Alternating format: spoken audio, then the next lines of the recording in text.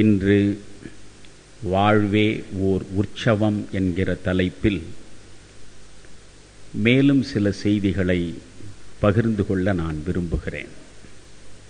வாழ்வு குறித்த சரியான புரிதல் நமக்கு இல்லை என்று, நம் வாழ்வு குறித்த ஒரு சரியான ஆய்வாக அமைய வேண்டும் என்று நான் ஆசைப்படுவதன் விளைவுதான்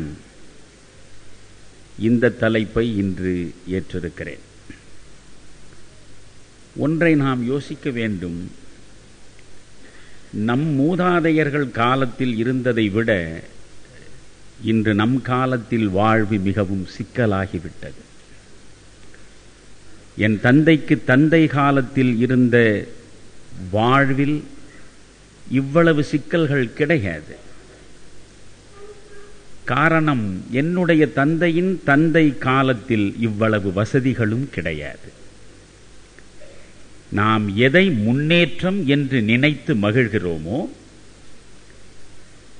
அந்த முன்னேற்றம்தான் நம்முடைய வாழ்வின் அமைதியை, நிம்மதியை குலைக்கக்கூடிய அழிவு சக்திகளாக அமைந்திருக்கின்றன என்பதை நாம் உணர மறுக்கிறோம் அல்லது உணர மறக்கிறோம். இந்த வாழ்வு குறித்து நிரம்ப தேடல் நடத்திய ஒரு மனிதன் உலகத்தில் உண்டென்றால் அது புத்தனை தவிர வேறு யாருமே கிடையாது. புத்தனுடைய பௌத்தம் மதம் அல்ல, அது மார்க்கம். பொதுவாகவே ஒரு மதம் என்பதை மார்க்கம் என்றுதான் சொல்லுவார்கள். மதம் என்பது ஒரு மார்க்கம், ஒரு நெறி, ஒரு பாதை, ஒரு வழி என்று சொல்லுவார்கள். ஆனால் மதத்திற்கு என்று சில அடிப்படை குணாம்சங்கள் அமைந்திருக்கின்றன. இறைவனை மையமாக வைத்துத்தான் மதம் என்கிற மாளிகை கட்டமைக்கப்படுகிறது. ஆனால் பௌத்தம் இறைவனை பற்றி பேசாத ஒரு மதம். சமணம் இறைவனை முற்றாக மறுக்கக்கூடிய ஒரு மதம். ஆத்திகம், நாத்திகம் என்ற இரண்டு தளங்களிலும் நம்முடைய முன்னோர்கள் மிகப்பெரிய ஆய்வுகளை நடத்தி இருக்கிறார்கள். நாத்திகம் என்பது ஆத்திகத்திற்கு எதிரானது, கடவுளை ஏற்காதது. கடவுளை ஏற்காத இந்த சித்தாந்தம் உலகத்தில் முதலில் உருவெடுத்த மண் எது தெரியுமா? இந்த இந்திய மண்தான். உலகம் முழுவதிலும் நீங்கள் சிந்தித்து பார்த்தால் கடவுள் இல்லை என்று உரத்த குரலில் முழங்கிய மண் இந்த மண்தான். புத்தனுக்கு பின்னால் அல்ல, புத்தனுக்கு முன்னால். அதற்கு பெயர்தான் லோகாயதம் என்று பெயர். இப்பொழுது நாம் அதில்தான் மூழ்கி கிடக்கிறோம். லோகாயதம் என்பது உலகை மையமாக கொண்டது. மெட்டீரியலிஸ்ட் வேர்ல்டு என்று ஆங்கிலத்தில் அதை சொல்கிறார்கள்.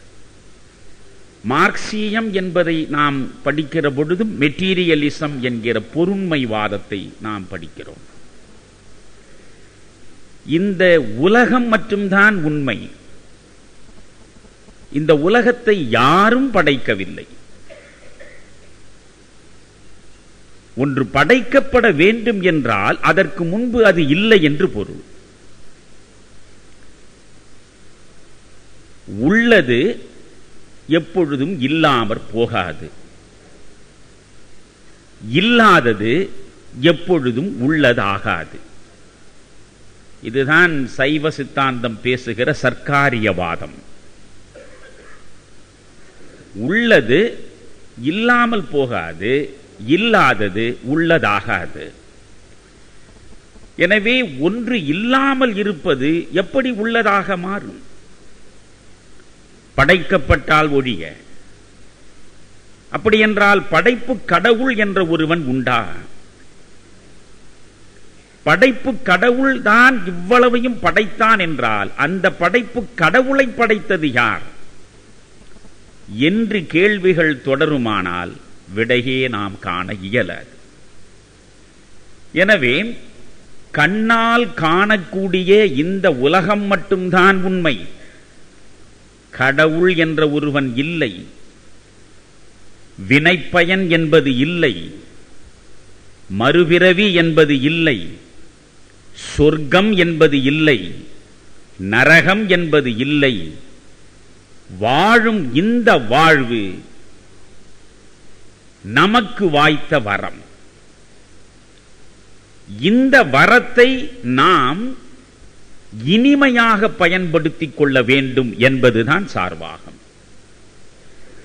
இல்லாத ஒன்று குறித்து ஆய்வு நடத்துவதிலேயே வரம்போல் உனக்கு வந்து வாய்த்திருக்கிற இந்த வாழ்வை வீணாக்கி விடாதே என்று சொல்லுவது சார்வாகம். இந்த சார்வாகத்திற்கு முந்தையதுதான் லோகாயதம். லோகாயதம் என்பது பிரகஸ்பதி என்கிற ரிஷியால் உருவாக்கப்பட்டது, மறந்து விடாதீர்கள். அந்த பிரகஸ்பதி தான் தேவர்களின் குரு என்று போற்றப்படுகிறான்.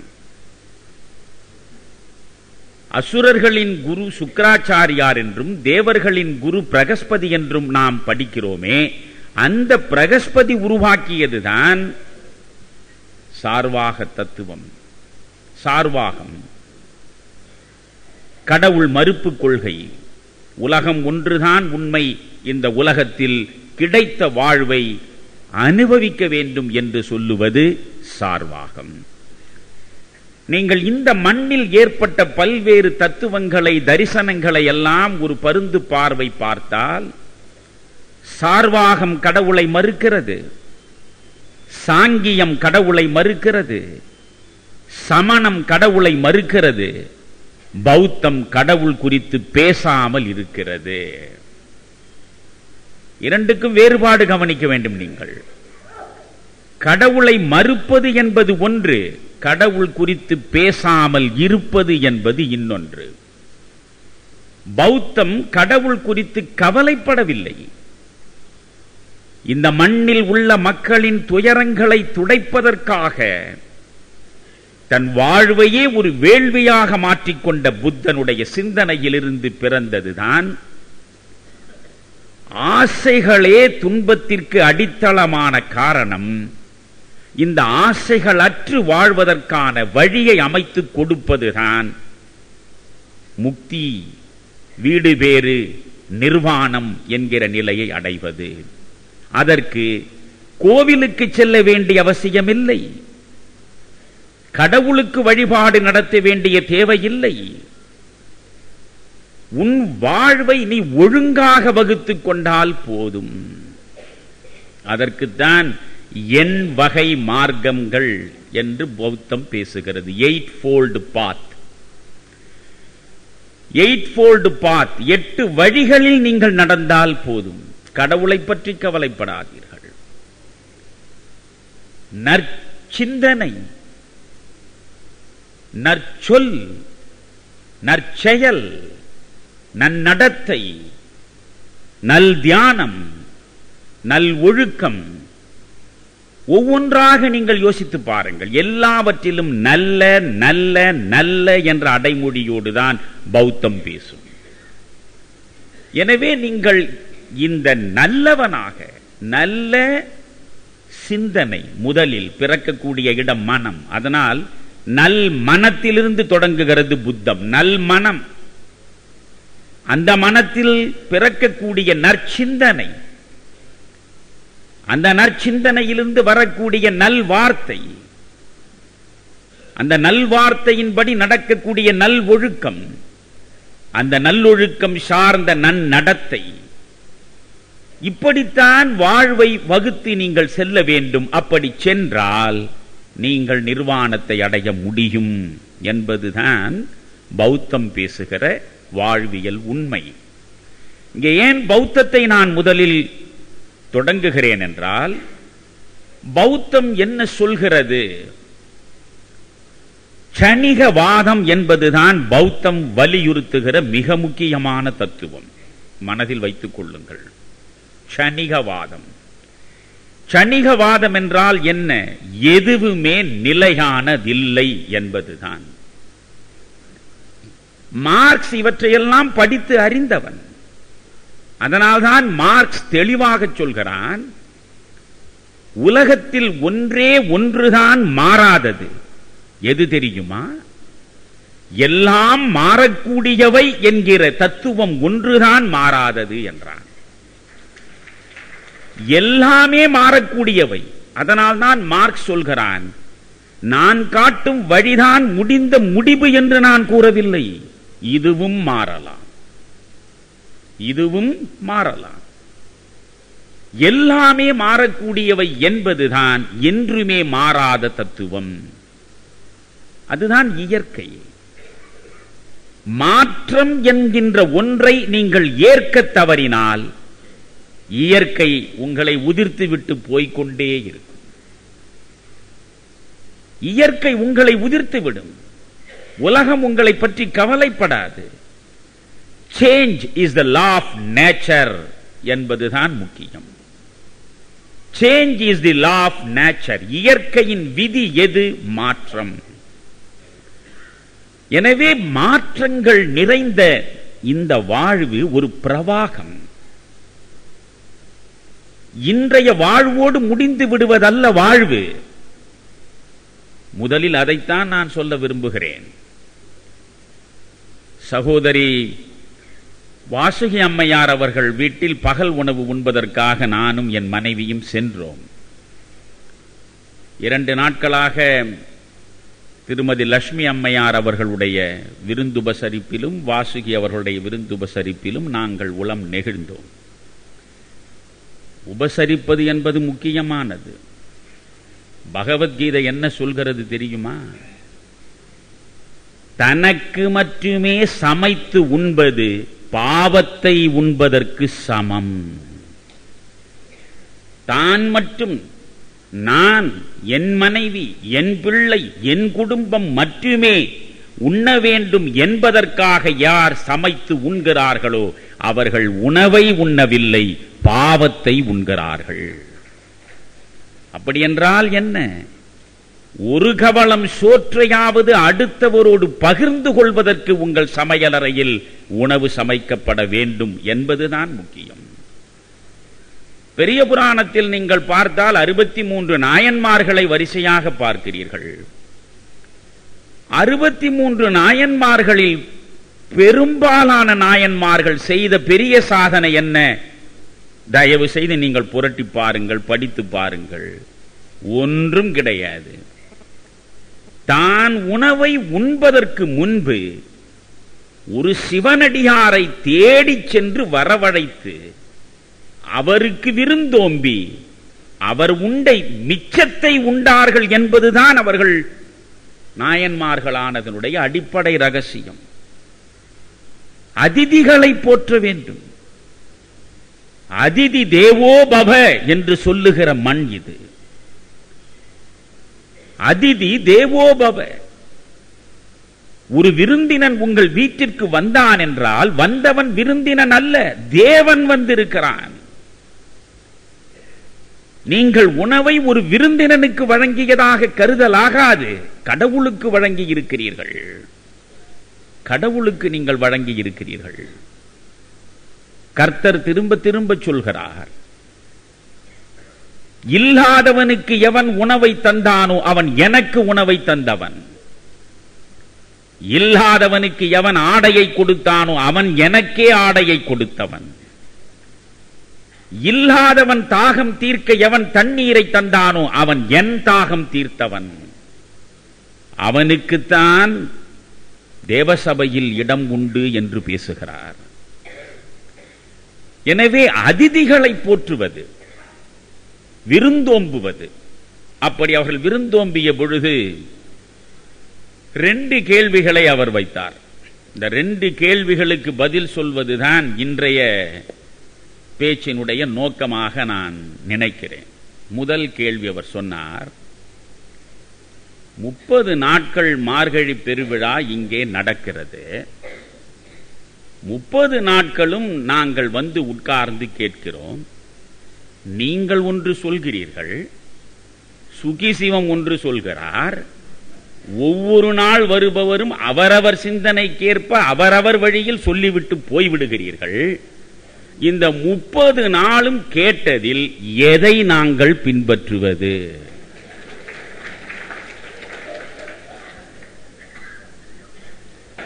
இருக்கிறது என்று எனக்கு புரிகிறது. இப்பொழுது நான் சொல்லுகிற ஒரு செய்தியை மட்டும் உள்வாங்குங்கள், குழப்பம் தெளிந்துவிடும். சூஃபி கதை ஒன்று உண்டு.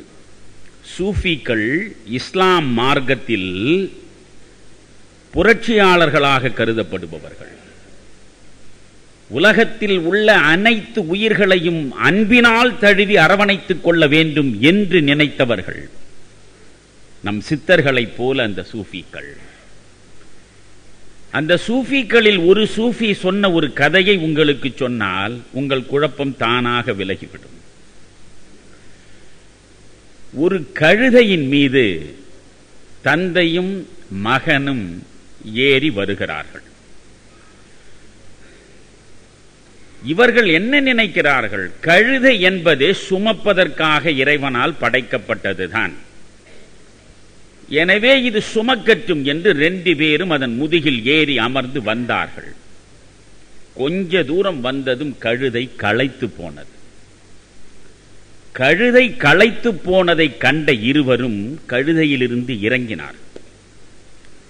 இறங்கி கழுதையை கையால் பிடித்தபடி தந்தையும் தந்தையின் கரம் பிடித்தபடி தனையனும் நடந்தார்கள். கொஞ்ச தூரம் சென்றதும் எதிரே ஒருவன் வந்தான். நம்முடைய மனிதர்களுக்குத்தான் அடுத்தவருக்கு ஆலோசனை வழங்குவதில் பஞ்சமே கிடையாது. கேட்டாலும் கேட்காவிட்டாலும் அவனாகவே அள்ளி விடுவான். உடனே அவன் சொன்னான், என்ன முட்டாள்களடா நீங்கள் 2 பேரும், ஏன் கழுதையை அழைத்துக் கொண்டு இழுத்துக் கொண்டு 2 பேரும் நடக்கிறீர்கள்? சின்னவன் அவனை உட்கார வைத்து பெரியவன் நீ நடத்தி கொண்டு செல்லலாமே என்று சொன்ன. உடனே தந்தை யோசித்தான், சரியாகத்தானே இவன் சொல்லி இருக்கிறான். 2 பேரும் ஏறி அமர்ந்ததனால் தானே கழுதை களைத்து போனது. எனவே நம்மிலும் வயது குறைந்த இந்த பையன் ஏன் நடந்து அவன் மெய்வருத்தம் கொள்ள வேண்டும்? எனவே இவனை உட்கார வைப்போம் என்று மகனை கழுதையின் முதுகில் ஏற்றி உட்கார வைத்து இவன் நடந்தான். கொஞ்ச தூரம் போனார். இன்னொருவன் வந்தான். அவன் பார்த்தான். அவன் நேரே அந்த பையனை பார்த்து உபதேசிக்க தொடங்கிவிட்டான். தம்பி, கொஞ்சமாவது உனக்கு அறிவு இருக்கிறதா? வயதில் குறைந்தவன் நீ, வயது முதிர்ந்தவன் உன் தந்தை, சக்தி உள்ளவன் நீ, சக்தி அற்றவன் உன் தந்தை. சக்தியற்ற வயது முதிர்ந்த உன் தந்தையை உட்கார வைத்து நீ அல்லவா அழைத்துக் கொண்டு போக வேண்டும் என்றான். பையன் பார்த்தான். ரொம்ப சரியாகத்தான் இவன் சொல்லி இருக்கிறான். உடனே என்ன செய்தான்? பையன் இறங்கிவிட்டான். பையன் இறங்கிவிட்டு தந்தையை உட்கார சொன்னான். தந்தையும் அவன் சொன்னது சரிதான் என்று கருதி ஏறி உட்கார்ந்தான். கொஞ்ச தூரம் போனார். இன்னொருவன் வந்தான். அவன் சொன்னான், என்னையா மனிதன், கழுதை வயதாகிறது உனக்கு, நீ இந்த கழுதை மீது உட்கார்ந்து கொண்டு குழந்தையை நடக்க விட்டிருக்கிறாயே, இது நியாயமா என்றான். அவன் யோசித்தான். இவன் சொல்வதும் சரிதானே. பிறகு இறங்கிவிட்டான். 2 பேரும் மீண்டும் பழையபடி இந்த கழுதையை இழுத்துக் கொண்டு நடக்கத் தொடங்கினார்கள். இப்பொழுது இன்னொருவன் வந்தான். வந்தவன் சொன்னான், முட்டாள்களே, இறைவன் படைப்பின் ரகசியமே உங்களுக்கு புரியாதா? என்ன ரகசியம்? கழுதை படைக்கப்பட்டதே மூட்டை சுமப்பதற்காகத்தான், கனம் சுமக்கத்தான் கழுதை.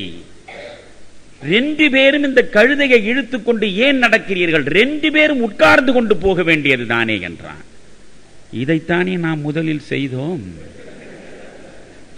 இப்பொழுது இதைத்தானே இவனும் சொல்கிறான்.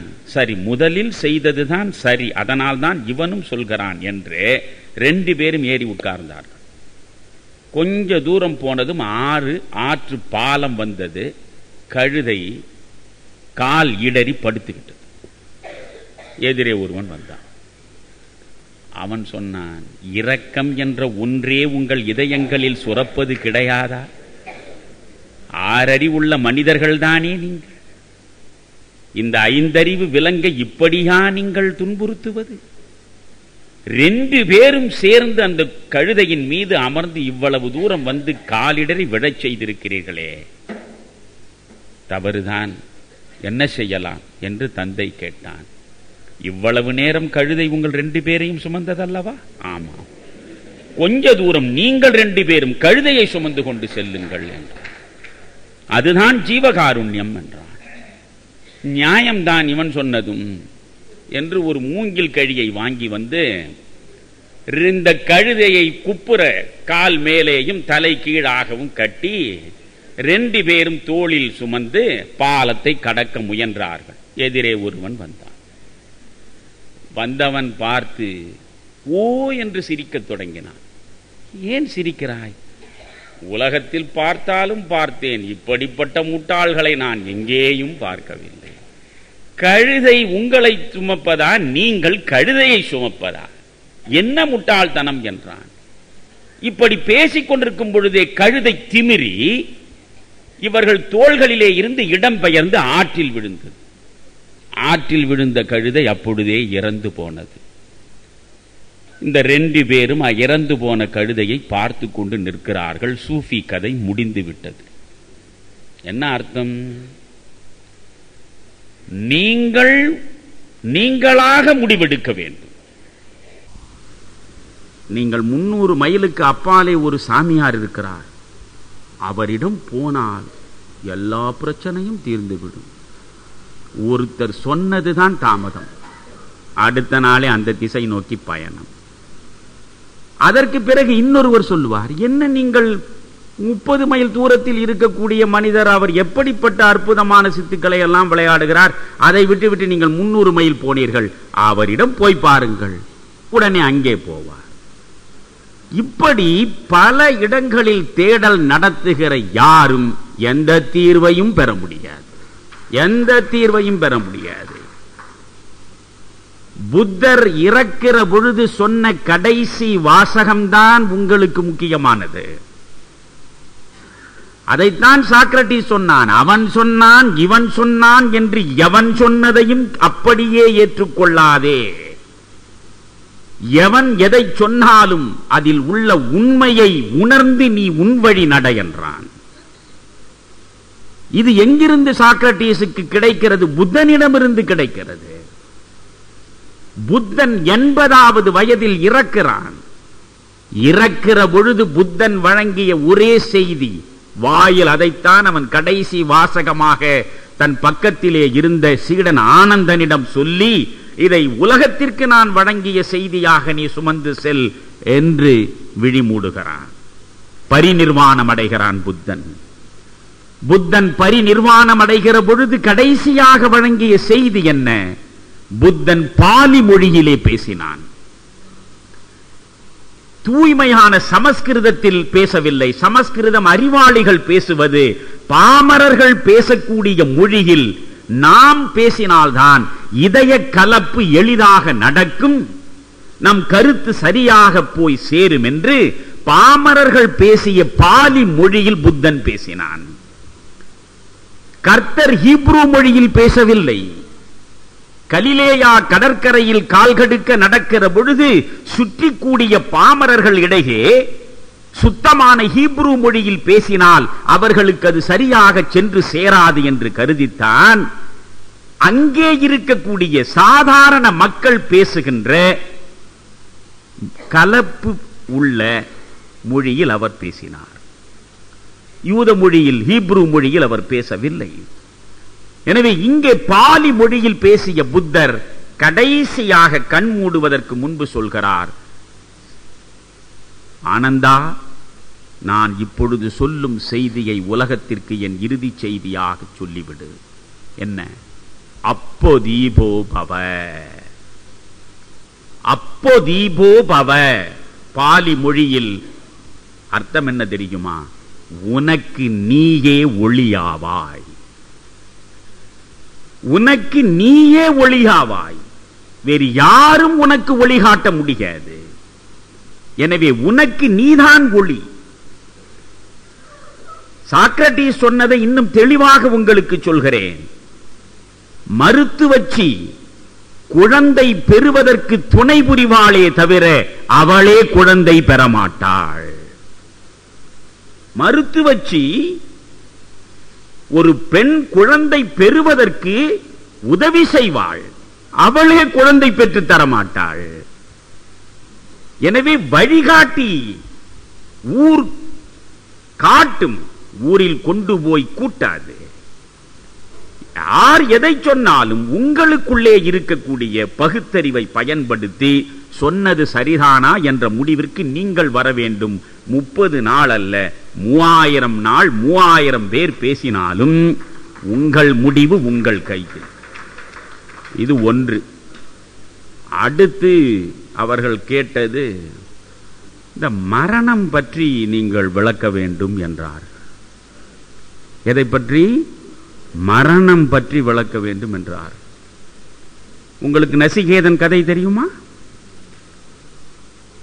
நசிகேதன் யார் தெரியுமா? வாஜிஸ்ரவஸ் என்கிற ஒரு மகத்தான ஒரு மனிதன், அரசனை போல் இருந்தவன். அவன் அரசன் தான். இந்த வாஜிஸ்ரவஸ் ஒரு யாகம் நடத்தினான். யாகம் நடத்திய பிறகு தானம் வழங்குகிறான். கடோபனிஷதத்தில் இந்த இடத்தை நீங்கள் படித்து பார்க்க வேண்டும். யாகம் நடத்தியவன் தானம் செய்கிறான். தானம் செய்கிற பொழுது பசுதானம் தான் இருப்பதிலேயே மிக உயர்ந்த தானம். அப்பொழுது எத்தனை பசுக்களை ஒருவன் வைத்திருக்கிறானோ அவ்வளவு செல்வம் அவனிடம் இருக்கிறது என்று பொருள். அதனால்தான் தமிழில் மாடு என்றால் செல்வம் என்று பொருள் வந்து சேர்ந்தது. மாடு செல்வம். எனவே இருப்பதிலேயே உயர்ந்த தானம் பசுதானம். பசுவை தானமாக கொடுக்க வேண்டும். இந்த வாஜஸ்ரவஸ் யாகம் நடத்திவிட்டு பசுக்களை தானமாக கொடுக்கிறான். வாஜஸ்ரவசினுடைய மகன் நசிகேதன் பக்கத்திலே இருந்து பார்க்கிறான். நம்முடைய தந்தை எதை தானமாக செய்கிறான் என்று பார்த்தால், காலாழாக்கு கூட பால் கறக்க முடியாத அத்தனை அடிமாடுகளாக சேர்ந்து தேர்ந்து எடுத்து இவற்றை பெருமையாக இவன் தானம் கொடுத்து கொண்டே இருக்கிறான். இதை நசிகேதன் பார்த்தான். அவனால் பொறுக்க முடியவில்லை. இருப்பதில் உயர்ந்ததை தருவதற்கு பெயர்தான் தானம். உன்னிடம் இருப்பதில் உயர்ந்ததை தருவதற்கு பெயர்தான் தானம். அப்படி தானம் நீங்கள் தந்தால்தான் நீங்கள் நினைக்கிற புண்ணியம் உங்களுக்கு வந்து சேர். நம்முடைய தந்தை புண்ணியத்தை வளர்ப்பதற்காக யாகம் நடத்தி பாவத்தை சேர்த்துக் கொண்டிருக்கிறானே. இப்படி உதவாத பசுக்களை எல்லாம் இவன் தந்து பாவத்தை சேர்க்கிறானே என்று யோசிக்கிற பொழுது அவனுக்குள் ஒரு சிந்தனை வந்தது. ஒரு தந்தைக்கு உலகத்திலேயே மிக உயர்ந்த உடைமை எது? ஒரு தந்தைக்கு உலகத்திலேயே மிக உயர்ந்த உடைமை எது? அவன் பெற்ற பிள்ளைதானே. எனவே இவனுடைய உயர்ந்த உடைமை நான் பிள்ளை. அதனால் இவன் உடனே வாஜஸ்ரவஸை பார்த்து கேட்கிறான், அப்பா, என்னை நீங்கள் யாருக்கு தானம் செய்ய போகிறீர்கள்? நோக்கம் என்ன? இவன் இதுவரை செய்து கொண்டிருக்கிற தானம் அனைத்தும் தானமே அல்ல, பயன்படாதவற்றை கொடுத்துக் கொண்டிருக்கிறான். இவனிடம் இருப்பதிலேயே உயர்ந்தது இவன் பெற்ற பிள்ளையாகிய நான். எனவே என்னை தானம் செய்து இவன் பயனை பெறட்டும் என்பதற்காக என்னை யாருக்கு தானம் செய்ய போகிறீர்கள் என்றான். அவன் முதலில் இதை காதில் வாங்கவில்லை. இரண்டாவது முறையும் நசிகேதன் என்னை யாருக்கப்பா தானம் செய்ய போகிறீர்கள் என்றான். அதற்கும் பதில் சொல்லாமல் இவன் இந்த பயனற்ற பசுக்களை வழங்கிக் கொண்டிருப்பதில் இருக்கிறான். மீண்டும் இவன் தந்தையை சீண்டி, அப்பா என்னை யாருக்கு நீங்கள் தானம் செய்ய போகிறீர்கள்? அவனுக்கு எரிச்சல் வந்தது. உன்னை யமனுக்கு தானம் செய்ய போகிறேன் என்றான். யமனுக்கு தானம் செய்ய போகிறேன் சொன்னால் சொன்னதுதான் அப்பொழுது. இப்பொழுது நாம் சொல்வது வேறு, செய்வது வேறு. சொல்லுக்கும் செயலுக்கும் சம்பந்தமே நமக்கு கிடையாது. அப்பொழுது சொன்னேன், ரொம்ப சாதாரணமாக அதை விட்டு விடுவோம். ஆனால் அப்பொழுது சொன்னால் சொன்னபடி நிற்க வேண்டும். யமனுக்கு தானம் செய்து விடுவேன் என்று தந்தை சொன்னவுடனே இவன் யமலோகத்திற்கே போய்விட்டான். யமலோகத்தில் போய் நிற்கிறான். இவன் போய் வாசலில் நிற்கிற பொழுது யமன் வரவில்லை. யமதூதர்கள் வந்து சொல்கிறார்கள், யமனை 3 நாட்கள் நீ பார்க்க முடியாது, அவர் வெளியே போயிருக்கிறார். 3 நாள் வரையில் இவன் வாசலிலேயே காத்திருக்கிறான். இதெல்லாம் போய் இது எவ்வளவு தூரம் சார் உண்மையாயிருக்கும் அப்படின்னு கேட்கப்படாது. ஒவ்வொன்றுக்குள்ளேயும் ஒரு ஆழமான கருத்தை வைத்திருப்பார்கள். அதுதான் முக்கியம், இல்லையா? பாரதி எவ்வளவு தெளிவாக சொல்கிறான். நன்று புராணங்கள் செய்தார், அதில் நல்ல கவிதை பல பல தந்தார். கவிதை மிக நல்லதேனும் அக்கதைகள் யாவும் பொய்யென கண்டோம் என்றார். யார்? பாரதி. கடவுளை உருகி உருகி பாடிய பாரதி சொல்கிறான், புராண கதைகள் பொய். ஆனால் அடுத்து சொன்னான், ஏன் அந்த கதைகளை நீங்கள் படிக்க வேண்டும் தெரியுமா? அவைதான் புவிதனில் வாழ்நெறி காட்டும் அக்கதைகள் அனைத்தும். இந்த பூமியில் நீ எப்படி வாழ வேண்டும் என்பதற்கான வழியை அது காட்டும். அந்த வழியை நீ பார், கதையை பார்க்காதே. இங்கேயும் அதுதான். 3 நாள் ஆனது, யமன் வந்தான். யமதூதர்கள் யமனிடம் சொன்னார்கள், 3 நாட்களாக வாசலில் ஒரு சிறுவன் காத்திருக்கிறான். ஐயோ, 3 நாட்களாக காத்திருக்கிறானா? ஊடோடி வந்தான் யமன். இவனை பார்த்தான். இவனை பார்த்ததும், 3 நாளாக நீ இருந்திருக்கிறாய், நீ அதிதி, வந்தவனை வரவேற்று உபசரித்திருக்க வேண்டும். என் கடமையிலிருந்து நான் தவறி இருக்கிறேன்.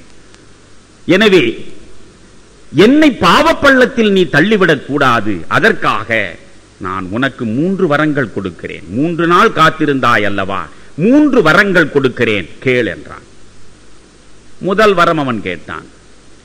என் தந்தை என் மீது கோபம் கொண்டுதான் சபித்தார்.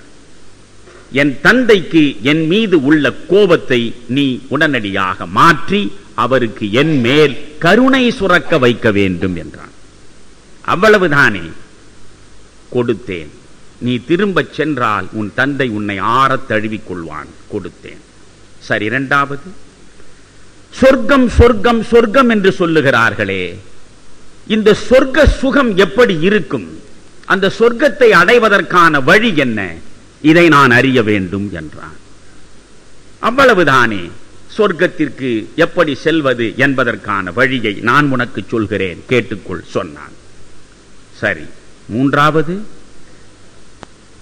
மரணம் வந்த பிறகு மரணத்துக்கு பின்னால் என்ன நிகழும் என்பதே யாருக்கும் தெரியவில்லையே, மரணத்துக்கு பின்னால் என்ன நிகழும் என்பதை எனக்கு சொல். அடிமடியிலேயே கை வைக்கிறாய். மரணதேவன், காலதேவன், அவன் சொல்கிறான், மரணத்துக்கு பின் என்ன நடக்கும் என்று எனக்கே தெரியாது. காலதேவனுக்கே தெரியாததை தமிழறிவு மணியனை பேசச் சொன்னால் எப்படி?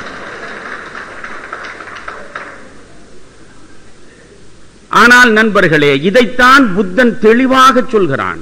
நீங்கள் புத்த மதத்தை, புத்தனை திரும்ப திரும்ப வாசிக்க வேண்டும். புத்தன் சொல்கிறான், விடை கிடைக்காத கேள்விகளை எப்பொழுதும் நீ உன் நெஞ்சிலே வைத்து விடையை தேடிக் கொண்டிருக்காதே.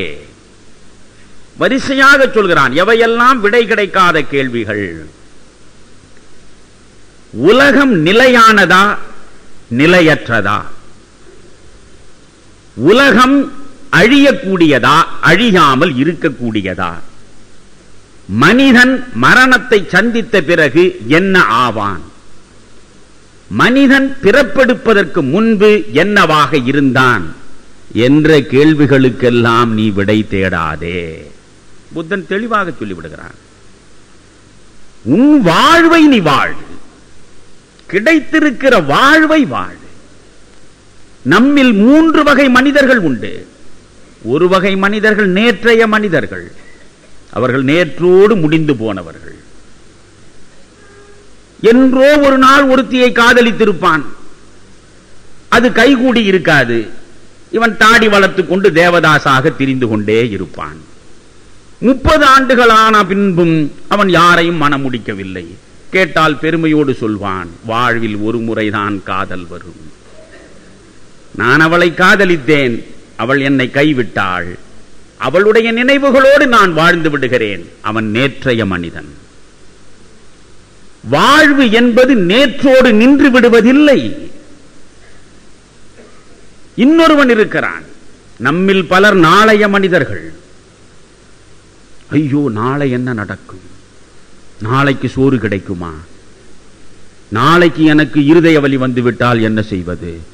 இப்பொழுதே இன்சூரன்ஸ் செய்ய வேண்டாமா? நாளைக்கு வயதாகிவிட்ட பிறகு இந்த பிள்ளைகளை நம்பி என்னால் வாழ முடியுமா? இப்பொழுதே நான் சேமித்து வைக்க வேண்டாமா? நாளை நாளை நாளை என்று திட்டமிட்டு நாளையை நோக்கியே இன்று நடப்பவர்கள் அவர்கள் நாளைய மனிதர்கள். அவர்களும் வாழ்வை இழப்பவர்கள், வாழ்வை ருசிக்க மறந்தவர்கள். வாழ்வை ருசிப்பவன் யார்? இன்று மட்டும் வாழ்பவன் எவனோ அவன்தான் வாழ்வை ருசிக்கிறான். உன் வாழ்வு இன்று உன் கையில் இருக்கிறது. நேற்று முடிந்து போனது, நீ நினைத்தாலும் வராது. நாளை என்பது மதில் மேல் பூனை, அது எந்த பக்கம் போய் சாயும் என்று எவனுக்கு தெரியும்? ஜென்னில் ஒரு அழகான வரி உண்டு, பட்டாம்பூச்சி எந்த பூவில் அமரும் என்பதை யார் அறிவார்? அவ்வளவுதான் நாளைய வாழ்க்கை.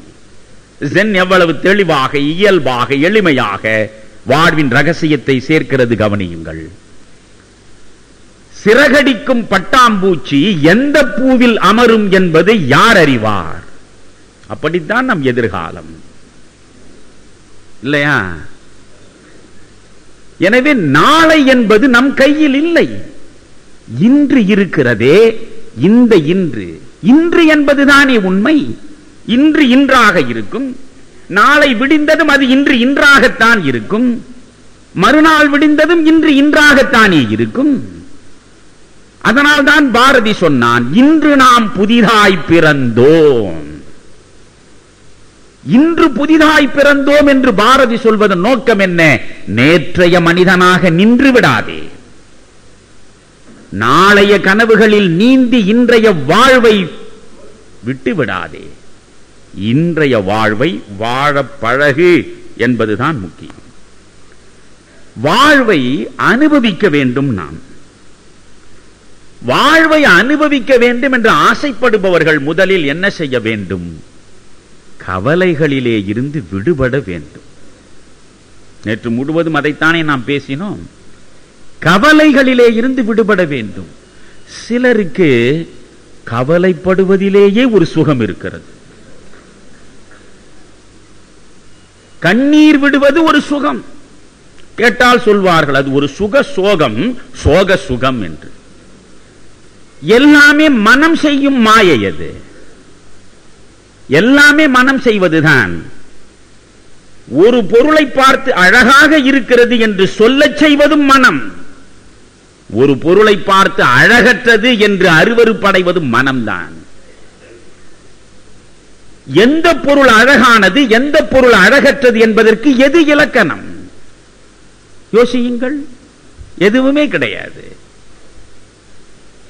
அதனால்தான் தமிழில் சொல்லப்படுகிறது, அழகெனப்படுவது நோக்குவார் நோக்கு. அழகு எங்கே இருக்கிறது தெரியுமா? நீ பார்க்கும் பார்வையில் இருக்கிறதே தவிர பார்க்கப்படும் பொருளில் இல்லை, நம் பார்வையில் இருக்கிறது. எனவே இந்த கவலைகளிலே இருந்து நாம் விடுபட வேண்டும். அதற்கு ஒரு அழகான கதை உண்டு. சின்ன சின்ன கதைகளின் மூலமாகத்தான் வாழ்வின் செய்திகளை நாம் சேகரிக்க வேண்டும். ஒரு அரசன் ராஜ வீதியில் தேரில் வருகிறான். அரசன் ராஜ வீதியில் தேரில் வருகிறான், அமர்ந்து வருகிறான், தேரோட்டி ஓட்டுகிறான். அப்படி தேரோட்டி ஓட்டிக்கொண்டே செல்லுகிற பொழுது அரசனுடைய பார்வையில் ஒரு வயது முதிர்ந்த வயோதிகன் தென்படுகிறான். அந்த வயோதிகன் தலையில் ஒரு மூட்டையோடு நின்று கொண்டிருக்கிறான்.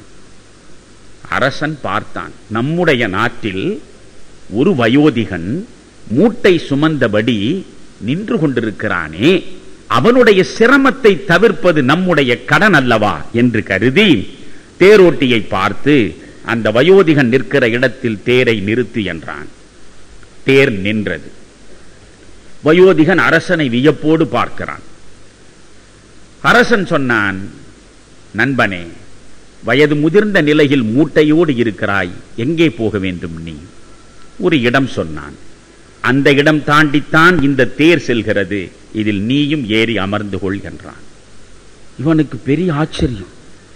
அரசனுடைய தேரில் இந்த ஏழைக்கு இடமா? அவன் மெல்ல ஏறினான். ஏறி ஒரு ஓரமாக ஒதுங்கி கூனி குறுகி உட்கார்ந்து கொண்டான். அப்படி கூனி குறுகி உட்கார்ந்து கொண்டவனை அரசன் பார்க்கிறான். தேர் ஓடுகிறது.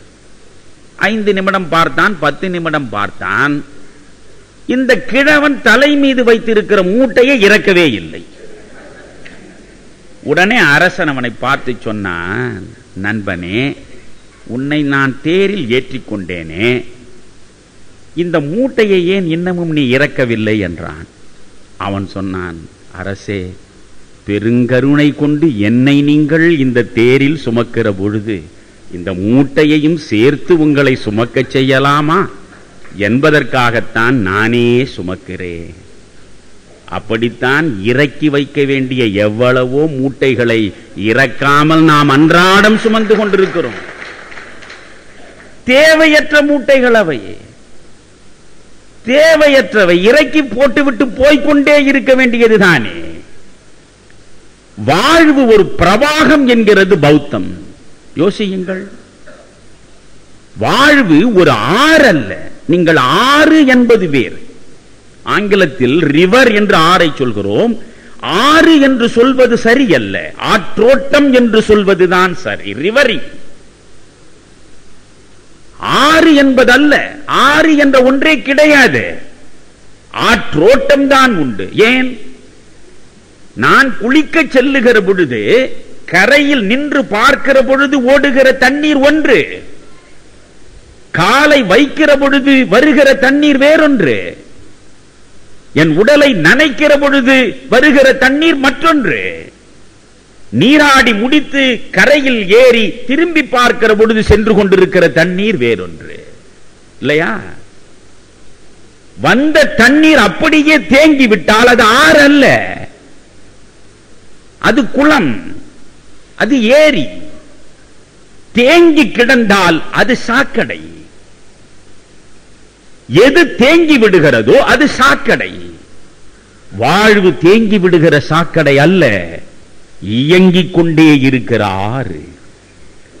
கணம்தொறும் கணம்தொறும் புதிது புதிதாய் நீர் வரத்து இருந்தால் தான் அது ஆறு, ஆற்றோட்டம். கணம்தொறும் கணம்தொறும் உன் வாழ்வில் புதிய புதிய அனுபவங்கள் பூத்தால் தான் அது வாழ்க்கை. மாற்றமே இல்லாமல் ஒரு மனிதன் வாழ்ந்தால் அது வாழ்வே இல்லை. ஒவ்வொரு நாள் பாசந்தி சாப்பிட வேண்டும் என்று ஆசைப்பட்டு பாசந்தி சாப்பிடுகிறேன். ஆஹா, தேவாமிர்தமாக இருக்கிறது என்று நான் தெரியாமல் சொல்லிவிட்டேன் என் மனைவியிடம். ஓ, நம் கணவருக்கு பாசந்தியின் மீது இவ்வளவு விருப்பம் இருக்கிறதா? ஒவ்வொரு நாளும் பாசந்தி. ஒரு ஆண்டு முழுவதும் பாசந்தி சாப்பிடுவதாக நீங்கள் கொஞ்சம் கற்பனை செய்யுங்கள். வந்து உட்கார்ந்ததுமே பாசந்தி. வாசந்தியின் மீதே வெறுப்பு வந்துவிடும். எந்த ஒன்றையுமே தொடர்ந்து மாற்றமில்லாமல் அனுபவித்தால் அது சலித்து போகும். எந்த ஒன்றுமே. எனவே மாற்றம் என்பதுதான் வாழ்வை மலரச் செய்கிற உத்தி.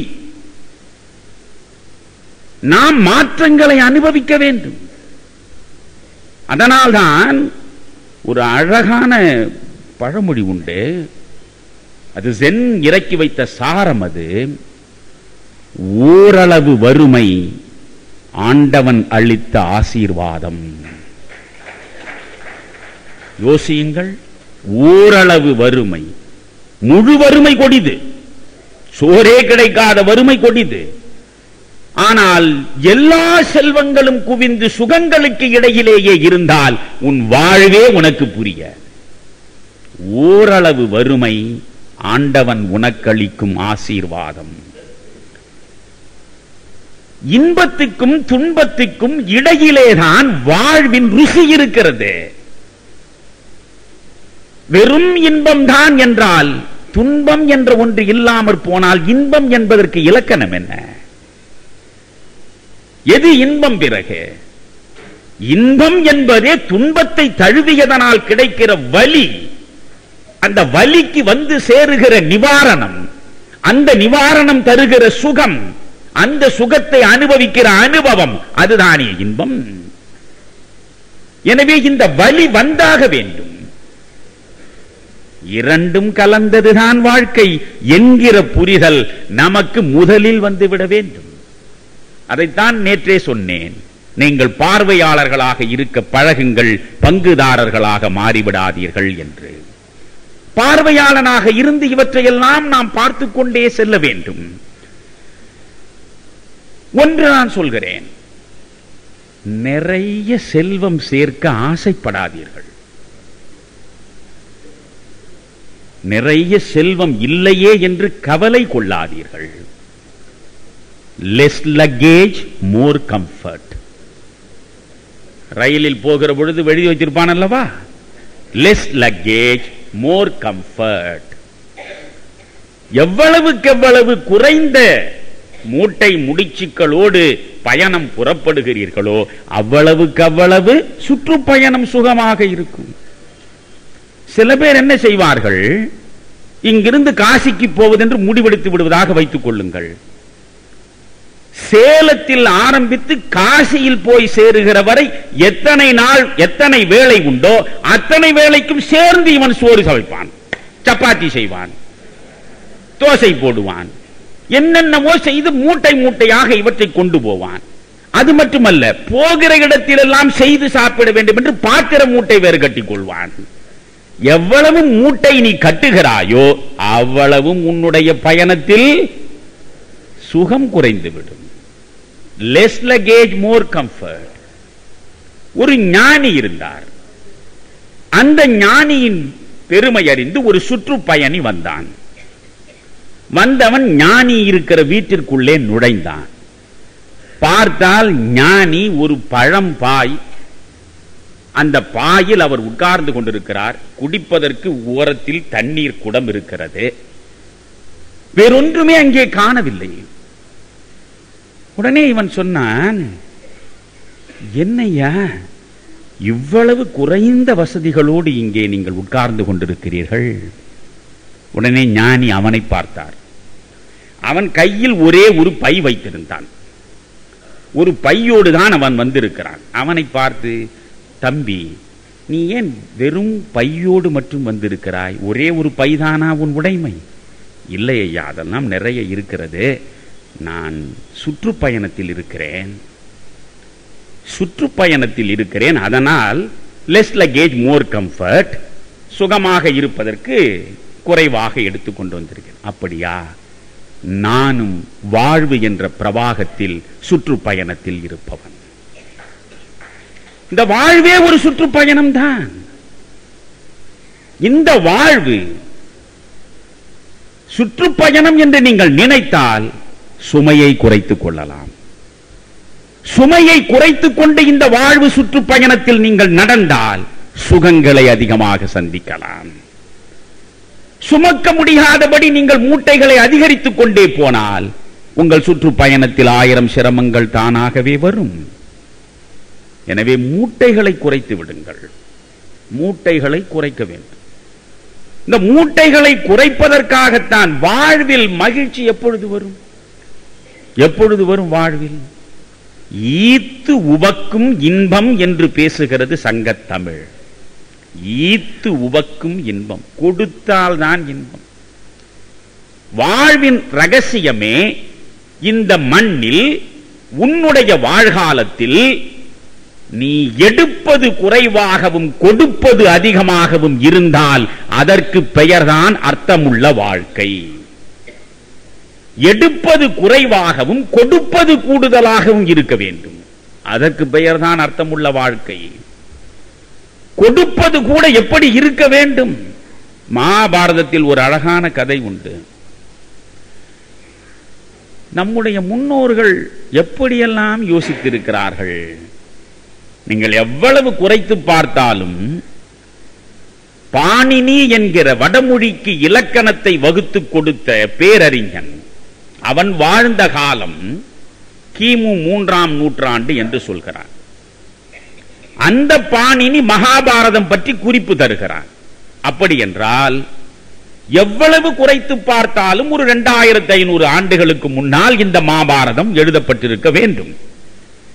2500 ஆண்டுகளுக்கு முன்னால் எப்படியெல்லாம் யோசித்திருக்கிறான் என்பதை பாருங்கள். விஸ்வாமித்திரனுடைய மகன், அவன் பெயர் அட்சகன். விஸ்வாமித்திரன் அரசனாக இருந்து முனிவனானவன் உங்களுக்கு தெரிந்திருக்கும். இந்த விஸ்வாமித்திரனுடைய மகனாகிய அட்சகன் அஸ்வமேத யாகம் நடத்துகிறான். இந்த யாகத்திற்கு ஏராளமான அரசர்கள் வந்து சேர்ந்தார்கள். யாகம் முடிந்தது. முடிந்த பிறகு மன்னர்கள் ஊருக்கு திரும்புகிறார்கள். இந்த அட்சகன் தேரேறி போகிற பொழுது அட்சகனோடு பிரதர்த்தனன் என்கிற ஒரு அரசன், வசுமனஸ் என்கிற இன்னொரு அரசன், சிபி சக்கரவர்த்தி புறாவுக்கு சதை கொடுத்தவன், இந்த 3 பேரும் இவன்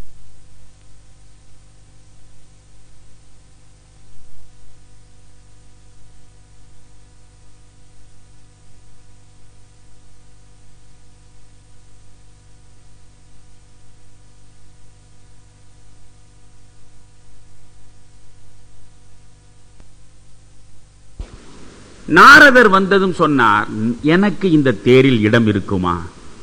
ஓ, தாராளமாக ஏறிக்கொள்ளலாம் என்று அட்சகன் சொன்னான். அவரும் ஏறிக்கொண்டார். இப்பொழுதுதான் கவனிக்க வேண்டும். 4 பேரும் செல்கிறார்கள்.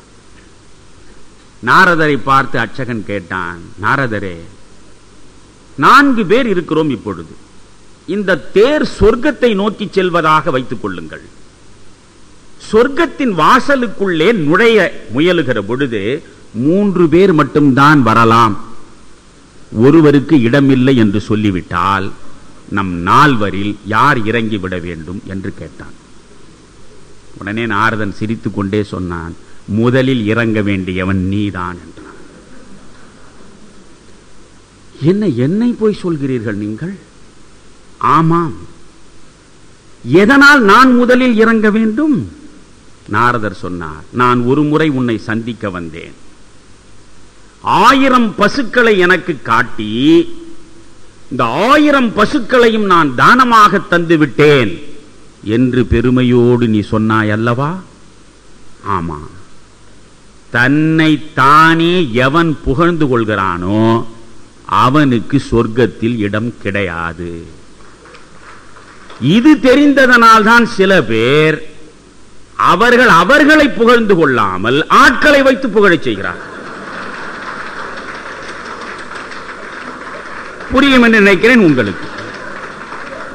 என்றால் தன்னைத்தானே புகழ்ந்தால் சொர்க்கத்தில் இடம் கிடையாது. மற்றவர்கள் புகழ்ந்தால் சொர்க்கத்தில் போவதற்கு தடையும் கிடையாது. அதனால் முதலில் இறங்க வேண்டியவன் அட்சகன் என்று சொன்னான்.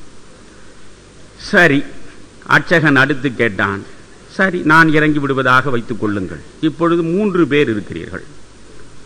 இந்த 3 பேரில் 2 பேர் மட்டும்தான் சொர்க்கத்திற்குள்ளே செல்லலாம் என்றால் இறங்க வேண்டியவன் யார்? உடனே அவன் சொன்னான், அப்படியானால் இறங்க வேண்டியவன் பிரதர்த்தனன் தான் என்றான். பிரதர்த்தனருக்கு பெரிய ஆச்சரியம். என்ன நம்மை போய் சொல்லிவிட்டாரே, என்னை நீங்கள் சொல்லிவிட்டீர்கள், என்னை இறக்கி விட்டீர்களே நீங்கள், எதனாலே என்றான். நாரதர் சொன்னார், ஒரு முறை நான் உன்னை சந்திக்க வந்தேன். அப்பொழுது என்னை நீ இதே மாதிரி 3 குதிரைகள் இழுக்கக்கூடிய ஒரு அழகான தேரில் ஏற்றிக்கொண்டு சென்றாய். அற்புதமான 3 புறவிகள் இழுக்க அந்த ரதத்தில் நீயும் நானும் ஆரோகணித்து அமர்ந்து சென்றோம்.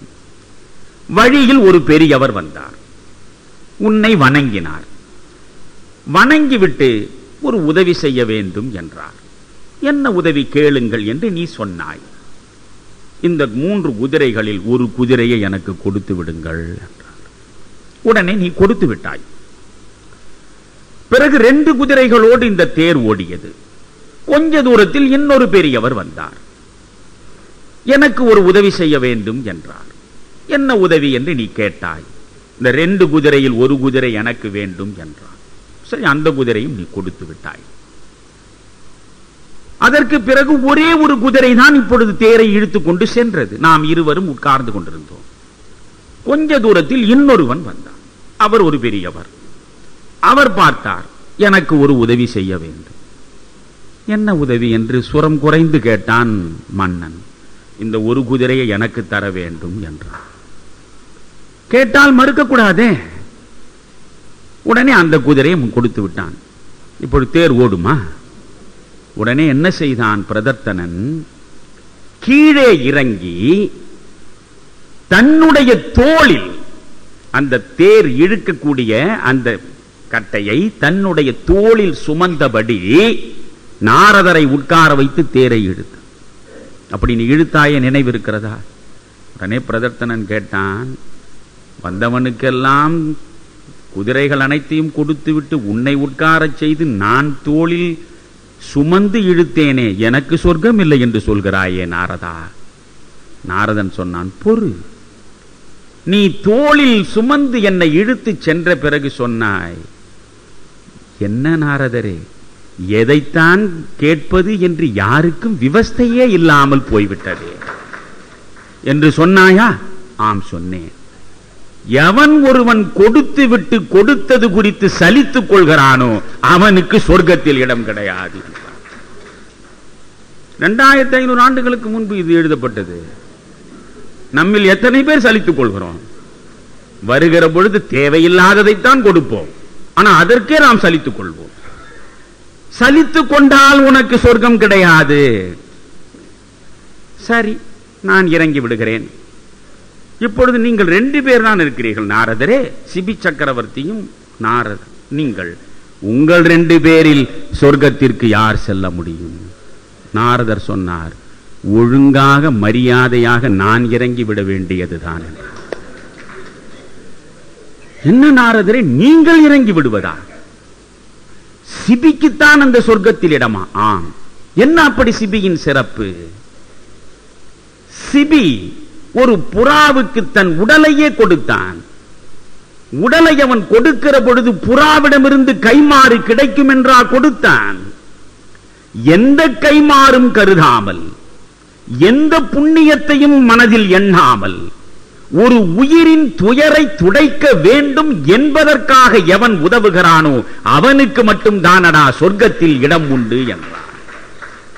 2500 ஆண்டுகளுக்கு முன்னால் பாரதத்தில் வருகிற ஒரு சம்பவம் என்றால், சக உயிர்கள் வருந்துகிற பொழுது அந்த உயிர்களுக்கு எந்த கைமாறும் கருதாமல் நாம் சென்று ஆதரவு கரம் நீட்டி அரவணைத்துக் கொண்டால் அதற்கு பெயர்தான் வாழ்க்கை.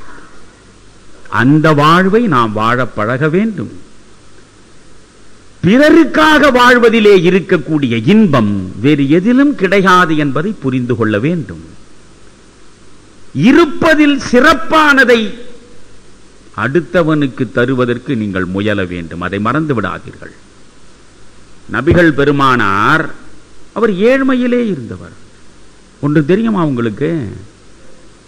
இன்றைக்கு யாராவது ஆளுகிற நாற்காலியில் அமர்ந்திருப்பவரை ஏழையாக பார்க்க முடியுமா? நம்மால் பார்க்க முடியுமா? நான் அரசியல் பேசவில்லை, இன்றைய சமூக அமைப்பை சொல்கிறேன். பார்க்க முடியுமா? ஆனால் இன்றைக்கு ஒரு பிரதமராகவோ முதல்வராகவோ இருக்கக்கூடியவர் நிர்வாகத்திற்கு மட்டும்தான் தலைவர். நீதித்துறைக்கு இன்னொரு தலைவர் இருப்பார் இல்லையா? சமயத்துறைக்கு இன்னொரு தலைவர் இருப்பார். ஆனால் நபிகளார் அவருடைய வாழ்காலத்தில் அவர்தான் நிர்வாகத்திற்கும் தலைவர், அவர்தான் நீதித்துறைக்கும் தலைவர், அவர்தான் சமயத்துறைக்கும் தலைவர், அவர்தான் சகல அதிகாரமும் உடையவர். சகல அதிகாரமும் உடைய அந்த நபிகளாரை சந்திப்பதற்கு நபிகளாரின் நெருங்கிய நண்பர் அமீர் ஒரு முறை உள்ளே போகிறார். நபிகளார் இருந்த குடில் எப்படிப்பட்டது தெரியுமா? ஈச்ச ஓலைகளாலே வேயப்பட்ட ஒரு சாதாரண குடில். சுவர் எழுப்பப்பட்டது கூட அல்ல, ஈச்ச ஓலைகளாலே வேயப்பட்ட குடில். அந்த குடிலில் கயிற்று கட்டிலில் அவர் படுத்து கிடக்கிறார். ஒரே ஒரு துணியை மட்டும் அவர் உடம்பில் போர்த்தி கொண்டிருக்கிறார். கயிற்று கட்டிலில் படுத்து கிடக்கிறார். அமீர் வந்ததை பார்த்ததும் அவர் எழுகிறார். எழுகிற பொழுது அவர் முதுகு முழுவதும் அந்த கயிற்றின் சுவடுகள் அப்படியே கிடக்கின்றன. அவர் தலையணையாக வைத்திருந்தது எது தெரியுமா? பேரிச்ச மரத்தினுடைய மட்டைகள். அந்த மட்டைகளை ஒரு பையிலே போட்டு அதை தலையணையாக வைத்து படுத்திருக்கிறார். உடனே அமீர் கண்ணீர் வழிய சொல்கிறார், இந்த அரபு மக்கள் அனைவருக்கும் நீங்கள்தான் சர்வாதிகாரி, நீங்கள்தான் தலைவர், நீங்கள்தான் அரசர். நீங்கள் நினைத்தால் எவ்வளவோ வசதிகளோடு இருக்கலாமே, ஏன் இப்படி உங்களை மாற்றிக்கொள்கிறீர்கள்? இப்பொழுது சொன்னார், ஒரு செப்பு காசை கூட நிர்வாகம் செய்பவன் பொது சொத்திலே இருந்து தனக்கென்று எடுத்தால் அவனுக்கு இம்மையிலும் இன்பம் கிடையாது, மறுமையிலும் இன்பம் கிடையாது. இறைவனிடம் யாருக்கு முதலில் இடம் உண்டு தெரியுமா? ஏழைக்கும் எளியவனுக்கும் தான் இறைவனிடம் முதலில் இடம் கிடைக்கும். எனவே நான் ஏழையாகவும் எளிமையாகவுமே கடைசி வரை வாழ விரும்புகிறேன் என்றார். நான் உங்களிடம் சொல்வது, நீங்கள் ஏழையாக வாழ வேண்டாம், எளிமையாக வாழலாம். ஏழ்மை வேறு, எளிமை வேறு. காந்தியம் பேசுவது எளிமை, ஏழ்மை இல்லை. நாம் எளிமையாக வாழலாம், சிக்கனமாக வாழலாம். நமக்கு கிடைத்ததில் சிக்கனமாக வாழ்ந்து நான், என் மனைவி, என் பிள்ளைகள் என்று போக மற்றவற்றை இல்லாதவனுக்கு கொடுத்து சுகம் காணுகிற வாழ்வுதான் அர்த்தம் உள்ளது. அந்த வாழ்வை நீங்கள் வாழ வேண்டும். இதை நான் முழு தகுதியோடு உங்களுக்கு சொல்கிறேன். காரணம், என் வாழ்வில் எனக்கு வரக்கூடியதில் சரிபாதியை நான் இல்லாதவர்களுக்கு மாதந்தோறும் பகிர்ந்து விடுகிறேன். எந்த ஒன்றையும் நான் சொல்லுவதற்கு முன்பு எனக்குள் நான் சோதனை நடத்தி அதை நான் செய்து பார்த்த பிறகுதான் உங்களிடம் பேசுவேன். நான் வாரத்தில் ஒரு நாள் வாய் திறந்து பேசுவதே கிடையாது. ஒவ்வொரு வாரமும் திங்கட்கிழமை இரவு 10 மணிக்கு என்னுடைய செல்லை நிறுத்தி விடுவேன், தொலைபேசியை துண்டித்து விடுவேன், உலகத்தோடு உள்ள எல்லா தொடர்புகளையும் மறுத்து விடுவேன். புதன்கிழமை காலை 9 மணிக்கு தான் மீண்டும் உலக தொடர்பு எனக்கு. ஏறக்குறைய 30 மணி நேரம் என் மனைவியோடும் நான் வாய் திறந்து பேச மாட்டேன். வாரத்தில் ஒரு நாள் எனக்கு மௌன விரதம், அவளுக்கு சித்திரவதை. நான் என்ன சொல்கிறேன், எதை விரும்புகிறேன் ஒன்றும் தெரியாது அவளுக்கு. அந்த ஒரு நாளை நான் என்ன செய்கிறேன், எனக்குள் நான் பயணிக்கிறேன். இந்த ஒரு வாரத்தை பின்னோக்கி பார்க்கிறேன். நீங்கள் ஒன்று பாருங்கள், கார் ஓட்டுகிறீர்கள் என்றால் வியூ மிரர் வைத்திருப்பான். நீங்கள் ஓட்டுகிற பக்கத்தில் அந்த வியூ மிரரில் தெரிவது என்ன? பின்னாலே வருகிற வண்டிகள் தான் தெரியும். பின்னாலே எப்படி இருக்கிறது என்பதை தெரிந்து கொண்டுதான் முன்னாலே செல்ல வேண்டும். எனவே பின்னாலேயே நின்றுவிடக் கூடாது. நோக்கம் முன்னாலே செல்வது, இப்பொழுதே செல்வது. வாழ்வு என்பது நேற்றோடும் அல்ல, நாளையோடும் அல்ல, இன்றோடு நடப்பது. சரி, வாழ்வை எப்படி அனுபவிப்பது? ஓஷோ சொல்வார், life is a festival, you celebrate it என்று. அதுதான் இன்றைய தலைப்பாக நான் சொன்னேன். Life is a festival, you celebrate it. வாழ்க்கை ஒரு கொண்டாட்டம், ஒரு உற்சவம், அதை நீ கொண்டாடு என்கிறார். கணம்தொறும் கணம்தொறும் வாழ்வை நேசிக்கிற நெஞ்சம் நமக்கு வேண்டும், நேசிக்க வேண்டும். ஐயோ, ஒரு நாள் நான் செத்து போவேனே, எல்லாம் இருப்பார்கள், எல்லாரும் இருப்பார்கள், நான் இல்லாமல் போய்விடுவேனே என்று சதா சர்வகாலமும் மரணம் குறித்தே சிந்திப்பவர்கள் வாழ்வை இழக்கிறார்கள். மரணத்தையும் நேசிக்கிற மனம் வேண்டும் நமக்கு. வாழ்வு நேசிப்பு என்பது மரண நேசிப்பில் இருக்கிறது என்பதை புரிந்து கொள்ளுங்கள். காரணம் என்ன? நான் பிறக்கிற பொழுதே என்னோடு சேர்ந்து நிழலாக மரணமும் நடக்க தொடங்குகிறது. அதனால்தான் வாஸ்வானி என்கிற ஒரு சிந்தி கவிஞன் ஒரு வரி அழகாக சொன்னான், இன் லைஃப் இஸ் இடன் த ட்ரீம் ஆஃப் டெத் என்றான். இன் லைஃப் இஸ் இடன் த ட்ரீம் ஆஃப் டெத். மரணம் என்கிற கனவு வாழ்க்கைக்குள்ளே மறைந்திருக்கிறது என்றான். எதை என்னால் தவிர்க்க முடியுமோ அதை நான் தவிர்ப்பதற்கு முயலலாம். மரணம் தவிர்க்கவே முடியாதே. என்னால் எதை தவிர்க்க முடியாதோ அது குறித்து நான் ஏன் சிந்திக்க வேண்டும்? சீசரை கேட்டார்கள், உனக்கு அச்சமே கிடையாதா? கிடையாது. சாவு குறித்த சஞ்சலமே கிடையாதா? கிடையாது. அது எப்படி உன்னாலே முடிகிறது? சீசர் சிரித்துக் கொண்டே சொன்னான், நான் இருக்கிற வரை சாவு வராது, சாவு வந்த பிறகு நான் இருக்க மாட்டேன். ரெண்டு பேரும் ஒருவரை ஒருவர் சந்தித்துக் கொள்ள போவதே கிடையாது. பிறகு அது குறித்து நான் ஏன் கவலைப்பட வேண்டும்? Very simple. இதுதான் முக்கியம். நீங்கள் யோசியுங்கள். தென்றல் வீசுகிறது, மரம் அந்த தென்றலின் வருடலில் சுகத்தை வளர்த்தபடி தலையாட்டி அசைகிறது. மரம் மகிழ்ச்சியாக இருக்கிறது, செடி கொடிகள் மகிழ்ச்சியாக இருக்கின்றன, பறவைகள் வானத்தில் மகிழ்ச்சியாக வட்டமிடுகின்றன, விலங்குகள் மகிழ்ச்சியாக செல்கின்றன. இவை அனைத்துக்கும் மரணம் இல்லையா? மரணம் உண்டு. ஆனால் மரணம் பற்றிய பிரக்ஞை இல்லை, மரணம் வரும் என்கிற உணர்வு இல்லை. எனவே வாழும் வாழ்வை அவை வாழ்ந்து கொண்டிருக்கின்றன. நாம் மரணம் பற்றிய பிரக்ஞை உள்ளவர்கள், மரணம் பற்றிய எண்ணம் உள்ளவர்கள். அதனால் மரணம் குறித்து சிந்திக்கிறோம். மரணத்தையும் நேசிப்போம். அது வருகிற பொழுது ஒரு தேவதையை வரவேற்பது போல் வரவேற்போம். ஏன் தெரியுமா? வாழ்வு என்பது பிரவாகம். இது நீண்ட பிரவாகம். இது இந்த வாசல் மூடப்பட்ட பிறகு இன்னொரு வாழ்வின் வாசல் திறக்கிறது. இந்த உடம்பை நீங்கள் கழற்றிவிட்டு இன்னொரு உடம்புக்குள்ளே நீங்கள் நுழைய போகிறீர்கள். எனவே உங்கள் வாழ்வு தொடர்கிறது, பிரவாகமாக தொடர்கிறது என்பதை புரிந்து கொள்ளுங்கள். வாழ்வை எப்படி நேசிப்பது என்றால் வாழ்வோடு இணைந்து விடுவது.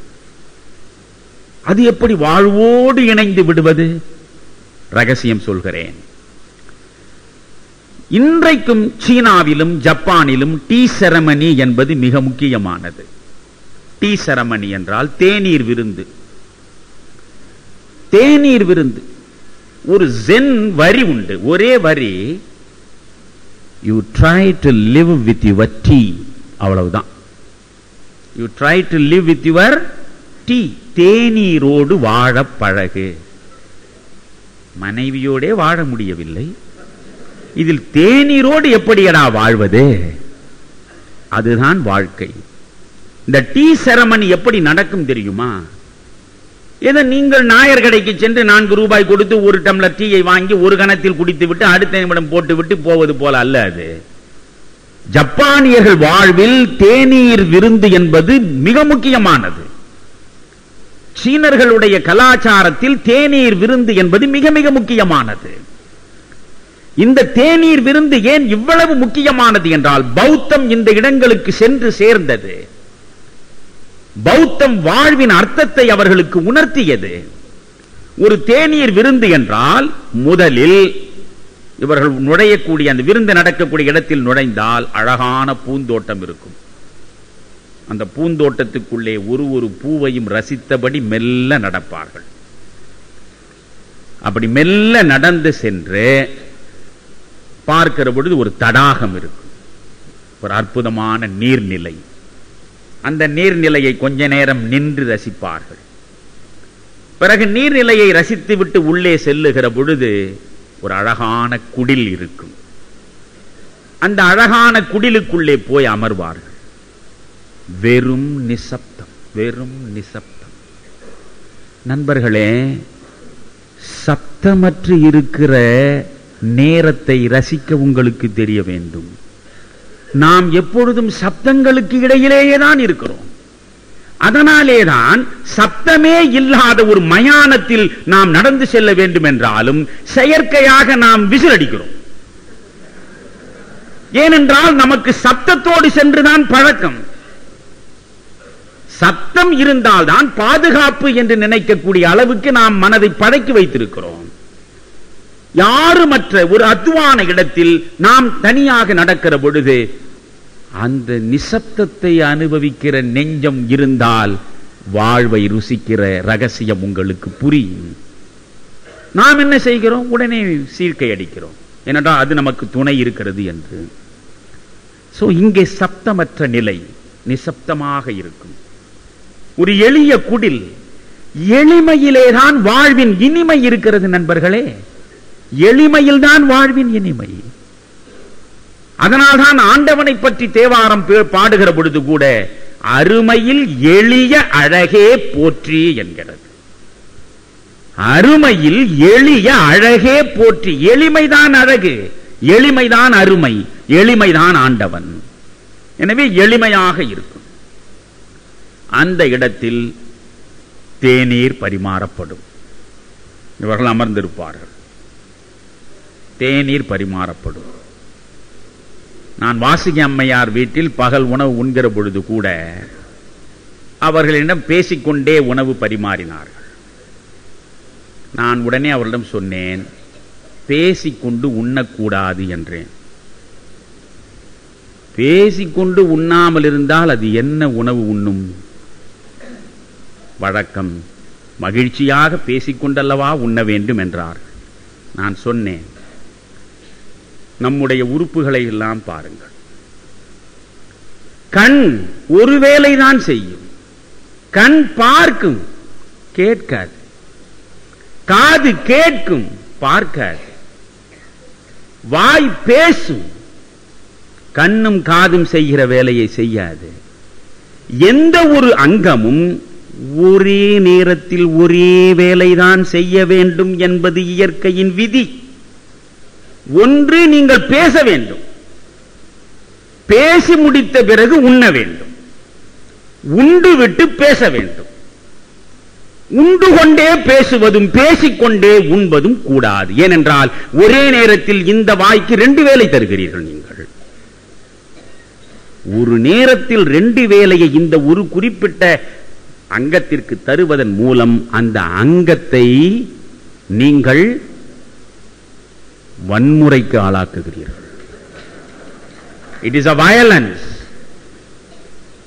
நான் ஒரு வரி போகிற போக்கில் படித்தேன், வியந்து போனேன். வன்முறை என்பது எவையெல்லாம் வன்முறை? அது யார் சொன்னது, எங்கே படித்தேன் எனக்கு தெரியவில்லை. ஒரு வரி, பசிக்காத போது உணவு உண்டால் அது வயிற்றுக்கு செய்கிற வன்முறை. பசிக்காத போது உணவு உண்பதே வன்முறை. இங்கே பேசிக்கொண்டு உண்பதும் உண்டு கொண்டு பேசுவதும் கூட வாய்க்கு நாம் இழைக்கிற வன்முறை. எனவே மௌனம். நண்பர்களே, நீங்கள் மௌனமாக கொஞ்சம் இருந்து பாருங்களேன். நேற்றும் சொன்னேன், இப்பொழுதும் சொல்கிறேன். சரி, நேற்று அவ்வளவு சொன்னேனே, இன்று யாராவது காலையில் ஒரு 1/2 மணி நேரம் உள்ளே போனீர்களா? அவ்வளவுதான். 30 நாளும் ஒரு சுகமான கச்சேரி கேட்கிறோம், அவ்வளவுதான். ஏதோ பொழுது போக வேண்டும். அது இங்கு போனால் அவனவன் ஏதோ சொல்கிறான், கேட்போம். இதைத்தான் தாயுமானவர் அன்றே சொன்னார். வாசக ஞானத்தால் வருமோ சுகம், பாழ்த்த பூசல் என்று போமோ புகழாய் பராபரமே. வாசக ஞானத்தால் எப்படிகடா சுகம் வரும்? படிப்பதும் கேட்பதும் சுகத்தை தராது. புத்தகங்களை சுமந்து பொய்களை விற்றீர் என்று சிவவாக்கியார் சொல்கிறார். புத்தகங்களை சுமந்து என்ன செய்தீர்கள்? பொய்களை விற்கிறீர்கள். படிப்பது ராமாயணம், இடிப்பது பெருமாள் கோவில் என்பது போல. அப்படியானால் இது போன்ற நிகழ்வுகளே தேவையில்லை, இவற்றை கேட்க வேண்டிய அவசியமே இல்லை. நாம் எதையுமே ஒழுங்காக செய்வதில்லை என்கிற ஒரு சிந்தனையில் மட்டும் ரொம்ப ஒழுங்காக இருக்கிறோம். எதையும் செய்வது, நீ இதை சொன்னால் நான் நேர்மாறாக இதைத்தான் செய்வேன். என்ன பயன்? இப்பொழுது ஒன்று உங்களை கேட்கிறேன். உங்களில் குறிப்பாக பெண் மக்கள் அத்துணை பேரும் கடவுள் நம்பிக்கை உள்ளவர்களாக இருப்பீர்கள், கோவிலுக்கு செல்வீர்கள். நான் உங்களை கேட்கிறேன், இந்த ஆலயங்களுக்கெல்லாம் செல்கிறீர்களே, இந்த ஆலயங்களுக்கு சென்றால் எப்படி செல்ல வேண்டும், எப்படி ஆண்டவனை அணுக வேண்டும், எப்படி தொழ வேண்டும் என்று உங்களுக்கு தெரியுமா? ஒரு அம்மையார் தான் தெளிவாக தலையாட்டுகிறார். அவருக்கு எவ்வளவு தூரம் தெரியும் என்று நான் பேசி முடித்த பிறகு கேட்பேன். இப்பொழுது நீங்கள் பாருங்கள், எந்த இடத்தில் ஒரு கோவில் இருந்தாலும் முதலில் இருப்பது ராஜகோபுரம் இல்லையா? கோபுரவாசல். கோபுரவாசல் அதன் உள்ளேதான் நீங்கள் முதலில் அடி எடுத்து வைக்க வேண்டும். நம் முன்னோர்கள் எப்படியெல்லாம் சிந்தித்து நம்மை செம்மைப்படுத்துவதற்கு வழிவகுத்து கொடுத்திருக்கிறார்கள். அவற்றையெல்லாம் அறிந்து தேர்ந்து தெளிந்து நடந்தாலே வாழ்வு உற்சவம்தான். முதலில் கோபுரம் இருக்கும். சில இடங்களில் நீங்கள் பார்த்தால் கோபுரத்தில் 3 நிலைகள் தான் இருக்கும். கோபுரம் 3 படிநிலைகள், 3 மாடி வைத்த கோபுரம் இருக்கும். சில இடங்களில் பார்த்தீர்களானால் 5 மாடி இருக்கும் கோபுரம். பாருங்கள் நீங்கள் போய். சில இடங்களில் பார்த்தால் 7 நிலை இருக்கும், 7 நிலை கோபுரம் இருக்கும். அது எதற்காக அப்படி வைக்கிறான்? அவன் வசதிக்கு வைக்கிறானா? இல்லை.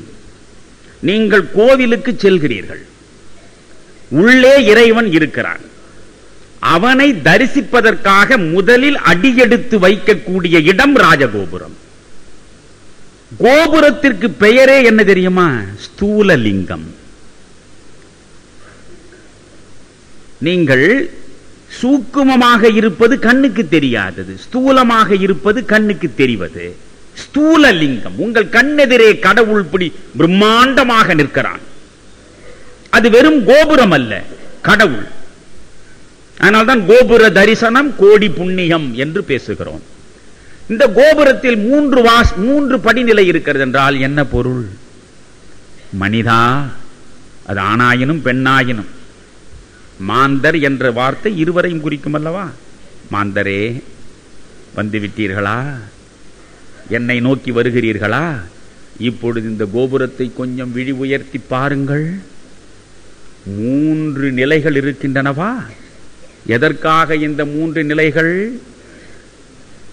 ஆணவம், கன்மம், மாயை என்ற 3 தடைகள் உன்னை என்னோடு சேர விடாமல் தடுக்கின்றன. இந்த 3 தடுப்பு சுவர்களையும் நீ தகர்த்து விட்டு வந்தால் என்னை நீ அடையலாம் என்று சொல்வதற்காகத்தான் முதலில் 3 நிலை வைத்திருக்கிறான். சில இடங்களில் 5 நிலை இருக்கும். ஏன் 5 மாடி வைத்தான் என்றால், இறைவனோடு 2 கலக்க வேண்டும் என்றால் உனக்கு புலன் அடக்கம் அவசியம்.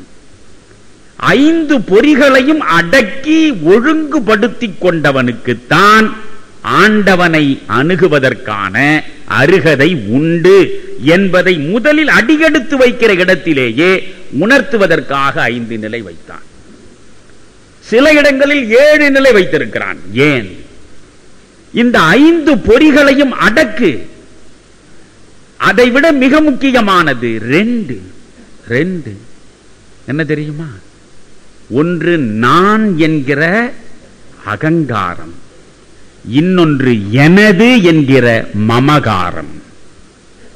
இந்த 2 இல்லாதவர்கள் யாரும் கிடையாது. நான் என்கிற அகங்காரமும் எனது என்கிற உடைமை பற்று மமகாரம், இந்த 2ஐயும் விட்டுவிட்டால் நீ இறைவனோடு கலக்கலாம். இதுதான் இப்படி அர்த்தம். இந்த கோபுரத்தில் நாம் நுழைவாயிலில் நுழைகிற பொழுதே இந்த அர்த்தங்களை அறிந்து கொண்டு உள்ளே சுமந்தபடி செல்ல வேண்டும். சென்றது அங்கே நீங்கள் பார்க்கலாம். இப்பொழுது நான் சொல்வதை இதுவரையில் பார்த்திருப்பீர்கள். இனி நீங்கள் பாருங்கள். நீங்கள் பல பேர் கடை தெருவில் செல்வதற்கும் கோவிலுக்குள் செல்வதற்கும் வித்தியாசமே கிடையாது. எப்படி கடை தெருவில் 10 பேர் பேசிக்கொண்டே கையை பிடித்துக் கொண்டு சிரித்துக் கொண்டு போவார்களோ அப்படியே அவர்கள் கோயிலுக்குள்ளே போகிறார்கள். இங்கே உள்ளே தொடங்கி கருவறைக்கு செல்லுகிற வரை பேச்சுதான். எதையும் பார்ப்பது கிடையாது. நேரே கடவுள் தரிசனம், உடனே சொர்க்கம் போவது, உடனே கடவுளை அடைவது. அது அல்ல கோவிலில் சென்றால் நீங்கள் அணுக வேண்டிய முறை. இந்த கோபுர வாசலை தாண்டி உள்ளே கால் எடுத்து வைத்தால் பலிபீடம் இருக்கும். இவெல்லாம் சும்மாவா வைத்தான்? பலிபீடம் இருக்கும். இந்த பலிபீடம் எதற்கு வைத்திருக்கிறான்? என்னை நோக்கி வருகிற பொழுது உனக்குள்ளே இருக்கிற அத்தனை ஆசை அழுக்குகளையும் அங்கே பலியிட்டு விட்டு இருதயத்தை சுத்தப்படுத்தி கொண்டு வா. அங்கே நான் அத்தனையும் சுத்தப்படுத்த வேண்டும். நின்று செய்கிறோமானா? பலிபீடத்தில் இருந்து அடுத்த அடி வைத்தால் துவஜஸ்தம்பம் இருக்கும், கொடி கம்பம். பார்த்திருக்கிறீர்களா? இந்த கொடி கம்பத்தை நீங்கள் வணங்க வேண்டும். கொடி கம்பத்தை நீங்கள் பாருங்கள். கொடி கம்பத்தினுடைய கொடி இருக்கும் திசை நேரே கடவுள் இருப்பார். கருவறையை நோக்கித்தான் கொடி கம்பம் இருக்கும். காரணம், இந்த ஜீவாத்மா சென்று சேர வேண்டிய இடம் அந்த பரமாத்மா என்று உணர்த்துவதற்காக அந்த கொடி கம்பம் இருக்கிறது. சரி, அங்கே இருந்து போகிறோம். மிக முக்கியமான ஒரு செய்தி சொல்கிறேன். ஆகம விதிப்படி அமைந்த நம் முன்னோர்கள் உருவாக்கிய ஆலயங்களை பாருங்கள். எவ்வளவோ கோடிக்கணக்கில் பணத்தை கொட்டியவர்கள் கோபுரங்களை எழுப்பி இருப்பார்கள். எல்லா மண்டபங்களையும் உருவாக்கி இருப்பார்கள். அந்த கருவறை என்பது வேறு ஒன்றுமில்லை, உங்கள் மனக்குகை. நம் மனக்குகை அது. நம்முடைய மனம் ஒரு இருண்ட குகை. நம் மனம் என்கிற இருண்ட குகையின் குறியீடு தான் அங்கே இருண்டு கிடக்கிற கருவறை. அந்த கருவறையில் கடவுள் இருக்கிறார், நம் கண்ணுக்கு தெரியவில்லை. அந்த கடவுள் தரிசனம் கிடைப்பதற்காக கற்பூரத்தை எடுத்து அவன் ஆரத்தி செய்கிறான். ஏன் கற்பூர ஆரத்தி நடக்கிறது? கற்பூரம் ஒன்று எரிந்து முடிந்த பிறகு அடையாளமற்றே போய்விடும், இருப்பே இல்லாமல் போய்விடும். இருப்பது முழுவதையும் இழந்து விடுகிறது. இருப்பது முழுவதையும் இழப்பவன் எவனோ அவனுக்குத்தான் ஆண்டவன் தரிசனம் கிடைக்கும். எனவே மனம் என்கிற குகை இருண்டு கிடக்கிறதே, இருண்டு கிடக்கிற மன குகைக்குள்ளே நீங்கள் உள்முக தேடல் நடத்தி உள்ளே நுழைகிற பொழுது ஆண்டவ தரிசனத்தை காண வேண்டும் என்ற ஆசை உங்களுக்கு இருந்தால் நீங்கள் பொதுநல விளக்கு ஏற்ற வேண்டும். பிறருக்காக வாழுகிற வாழ்வு உள்ளவனுக்கு மட்டும்தான் ஆன்மீகம் வாய்க்கும். ஆன்மீகம் என்பது என்ன? அனைத்து உயிர்களிலும் என்னை காண்பது, என்னில் அனைத்து உயிர்களையும் காண்பது, அனைத்து உயிர்களிலும் என்னை காண்பது. அதற்கு பெயர்தான் ஆன்மீகம். எனவே இப்படி ஒவ்வொன்றாக புரிந்து கொண்டு செல்வதுதான் வாழ்க்கை. நீங்கள் தாமிரம் இருக்கிறது, தங்கம் இருக்கிறது, ரெண்டும் ஒரே இனம் சார்ந்த உலோகங்கள். அறிவியல் படித்தவர்களுக்கு தெரியும். ஒரே ஜாதி எது? தாமிரமும் தங்கமும். தங்கத்துக்கும் தாமிரத்துக்கும் என்ன வித்தியாசம்? தாமிரத்தில் இருக்கக்கூடிய களிம்பு அகற்றப்பட்டால் அது தங்கமாகிறது. நம்முடைய மனம் களிம்பு சேர்ந்த தாமிரமாக இருக்கிறது. அந்த களிம்பு அகற்றப்பட்டால் தங்கமாகும். தங்க பாத்திரத்தில் எந்த பொருளை எவ்வளவு காலம் வைத்திருந்தாலும் அந்த பொருளை கெடாமல் அந்த பாத்திரம் பாதுகாக்கும். தங்கத்திற்கு அந்த குணம் உண்டு. தங்க பாத்திரத்தில் எவ்வளவு காலம் பொருளை வைத்தாலும் பொருள் கெடாது.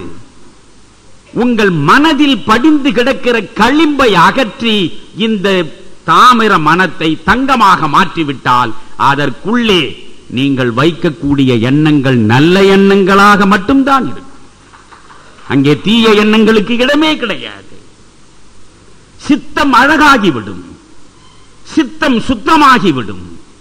மாணிக்க வாசகர் சொல்கிறார், இறைவனை தரிசிப்பதற்கு என்ன தகுதி வேண்டும்? சித்தம் அழகியார் பாடாரோ நம் சிவனை. எவன் சித்தம் சுத்தமாக இருக்கிறதோ அவன் மட்டும்தான் சிவனை பாட வேண்டும் என்று பேசுவதை பார்க்கிறோம். இன்னொரு முக்கியமான செய்தி உங்களுக்கு சொல்கிறேன். இப்பொழுது 30 நாட்கள் பேசுவதையெல்லாம் கேட்டு இதில் யார் பக்கம் நிற்பது, எதை பின்பற்றுவது என்ற குழப்பமே உங்களுக்கு தேவையில்லை. ஒரு அடிப்படையை நீங்கள் புரிந்து கொள்ளுங்கள். இது ரொம்ப முக்கியமான, நாம் இதை பற்றி சிந்திப்பது கூட கிடையாது என்று கருதுகிறேன். ஆனால் ஒரு அறிவார்ந்த ரகசியத்தை உங்களோடு நான் பகிர்ந்து கொள்ள விரும்புகிறேன். கற்றல் முக்கியம்தான். நம்முடைய குழந்தைகளை எப்பொழுதுமே நாம் பார்க்கலாம். இப்பொழுது நம்முடைய வீட்டு பிள்ளைகளை ஒவ்வொரு பெற்றோரும் நண்பர்களே மாவோயிஸ்டுகளை விட மோசமான வன்முறையாளர்களாக இருக்கிறார். மோசமான வன்முறையாளர். ஏன் மாவோயிஸ்டை நான் உங்களுக்கு அடையாளப்படுத்துகிறேன்? மாவோயிஸ்டின் நோக்கம் மேன்மையானது.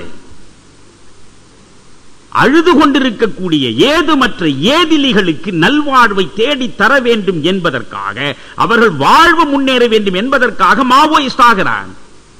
ஆனால் மாவோயிஸ்ட் வன்முறை ஆயுதத்தை எடுத்து விடுகிறான். நம்முடைய பிள்ளைகள் நன்றாக இருக்க வேண்டும் என்பதற்காகத்தான் ஒவ்வொரு பெற்றோரும் நாம் மாவோயிஸ்டுகள் ஆகிவிடுகிறோம். சின்னஞ்சிறு பருவம் வண்ணத்து பூச்சி போல் சிறகடித்து பறக்க வேண்டிய பருவம். அந்தந்த பருவத்தில் அந்தந்த பருவத்திற்கு உரிய வாழ்வை அனுபவிப்பதுதான் வாழ்க்கை. ஆனால் அந்த குழந்தையின் முதுகில் கழுதை சுமப்பதை விட கூடுதலாக சுமக்க செய்து, காலையில் எழுந்ததா பல்லை விளக்கினாயா, படி.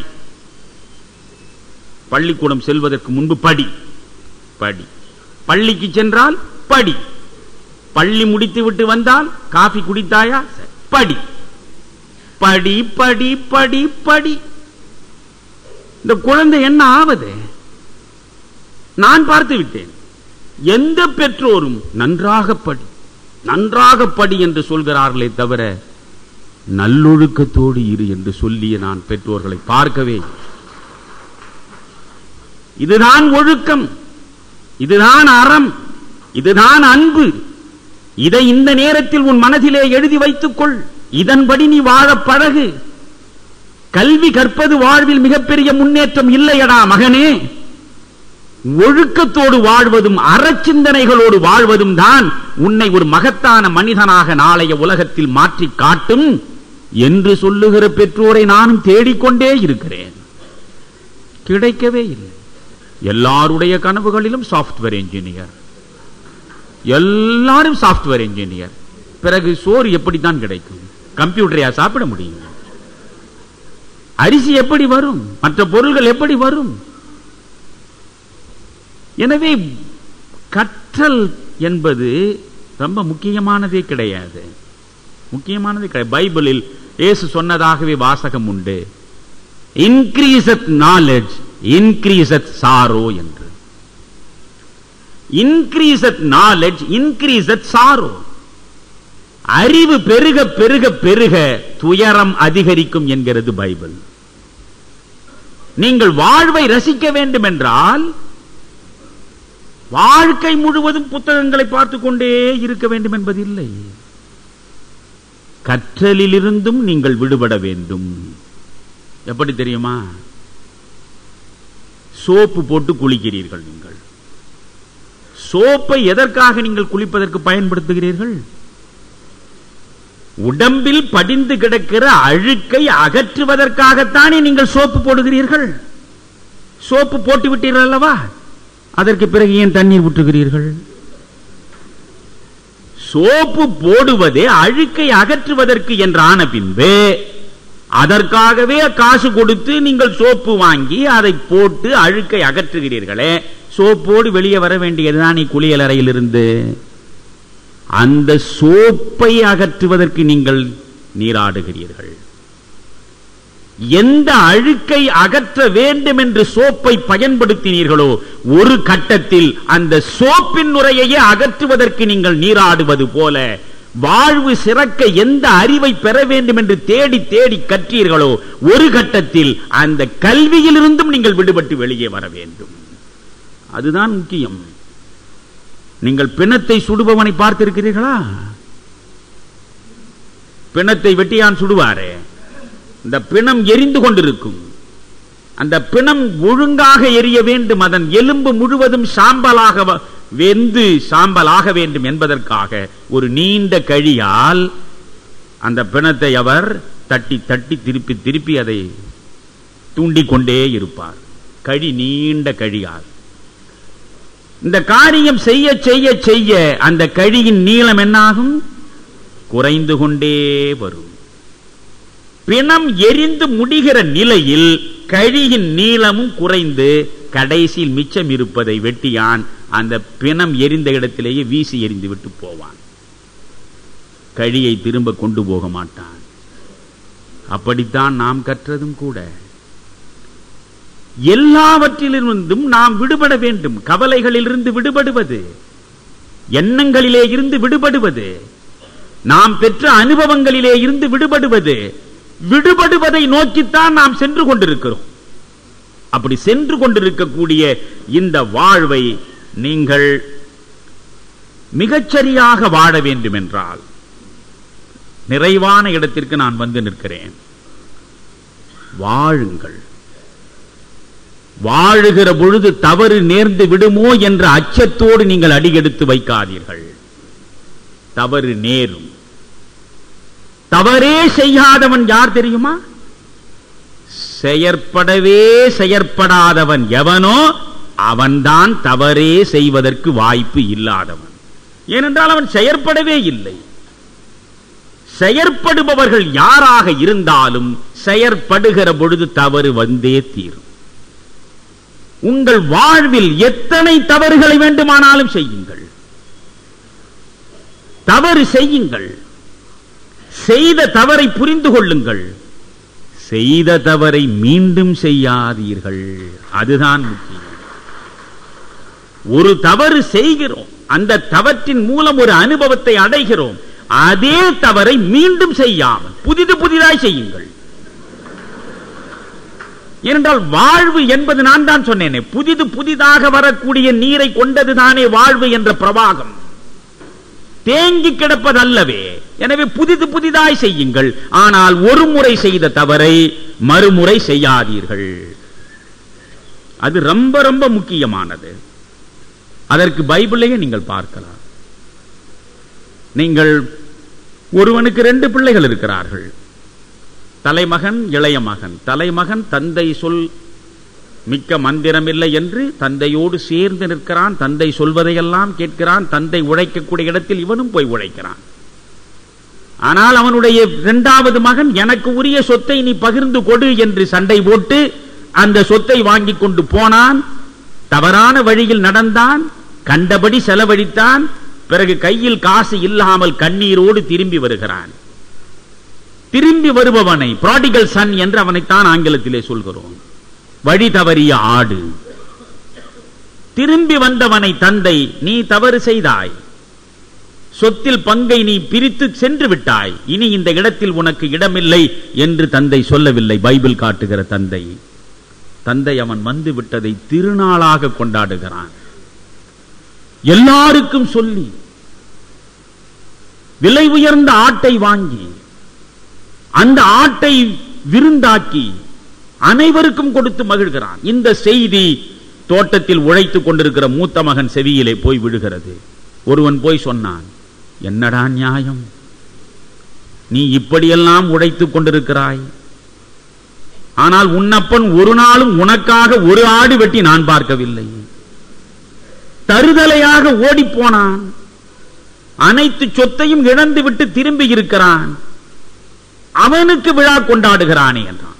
கோபம் வந்தது இவனுக்கு. தோட்டத்திலே இருந்து இவன் வேகமாக திரும்பி வந்தான். தந்தையை பார்த்தான். அப்பா, இது நியாயமா? இது நியாயமா? நீ சொன்னதையெல்லாம் ஏற்று உனக்காகவே நான் இருக்கிறேன், எனக்காக நீ ஒரு நாள் கூட விருந்து வைத்ததில்லை, விழா கொண்டாடியதில்லை. தவறி போனவன் திரும்ப வந்ததற்காக நீ விழா கொண்டாடுவது நியாயமா என்றான். அப்பொழுதுதான் தந்தை சொல்கிறான், குற்றம் செய்தவனை அந்த குற்றத்திலிருந்து விடுவித்து அணைத்துக் கொள்வதுதான் அவனுக்கு கொடுக்கக்கூடிய தண்டனை. அவனை அப்படியே விட்டுவிட்டால் மேலும் அவன் குற்றவாளி ஆவான். அவனை திருத்துவதற்கான ஒரே வழி என்ன? அவன் செய்த குற்றத்தை மறந்து அவனை அரவணைத்துக் கொள்வதுதான். ஒன்று, நீங்கள் தவறு செய்யுங்கள் என்று சொல்கிறேன். ஏன் தெரியுமா? நீங்கள் இப்பொழுது கொஞ்சம் யோசியுங்கள். ஒரு பொட்டானிக்கல் கார்டன், ஒரு அழகான பல்வேறு மரங்கள் இருக்கிற ஒரு தோட்டத்திற்கு நீங்கள் போவதாக வைத்துக் கொள்ளுங்கள். அப்படி போய் சுற்றி பார்க்கிறீர்கள். பார்க்கிற இடங்களிலெல்லாம் நேரே நூல் பிடித்தார் போல வரிசையாக எந்த பக்கம் பார்த்தாலும் மரங்கள் இப்படித்தான் நேரே ஈச்ச மரம் மாதிரி நின்று கொண்டிருக்கிறது. அங்கே எவ்வளவு நேரம் இருப்பீர்கள்? அதில் எந்த அழகையும் உங்களால் காண முடியாது. மரம் என்றால் வளைந்திருக்க வேண்டும், நெளிந்திருக்க வேண்டும், கிளை பரப்பி இருக்க வேண்டும், கூணல் விழுந்திருக்க வேண்டும். வளைந்தும் நெளிந்தும் கூணல் விழுந்தும் நின்றால்தான் மரம் அழகு. எனவே வாழ்வில் நீங்கள் இங்கும் அங்குமாக தவறுகளை செய்து கொண்டு சென்றால்தான் வாழ்வே அழகு. என்னடா இவன் இப்படியெல்லாம் பேசுகிறான், இவனுக்கு என்ன ஆனது என்று யோசிக்காதீர்கள். தவறு செய்வது, அதனால்தான் எர் இஸ் ஹியூமன் என்ற ஆங்கிலத்திலே சொன்னார். தவறுவது இயல்பு. நாம் தேவர்கள் இல்லை, தேவர்களே தவறுதானே செய்திருக்கிறார்கள். ஒரு இந்திரன் அகலிகையிடம் வந்தானே, நியாயமான விஷயமா? அது அவன் தேவன் தானே அவன்.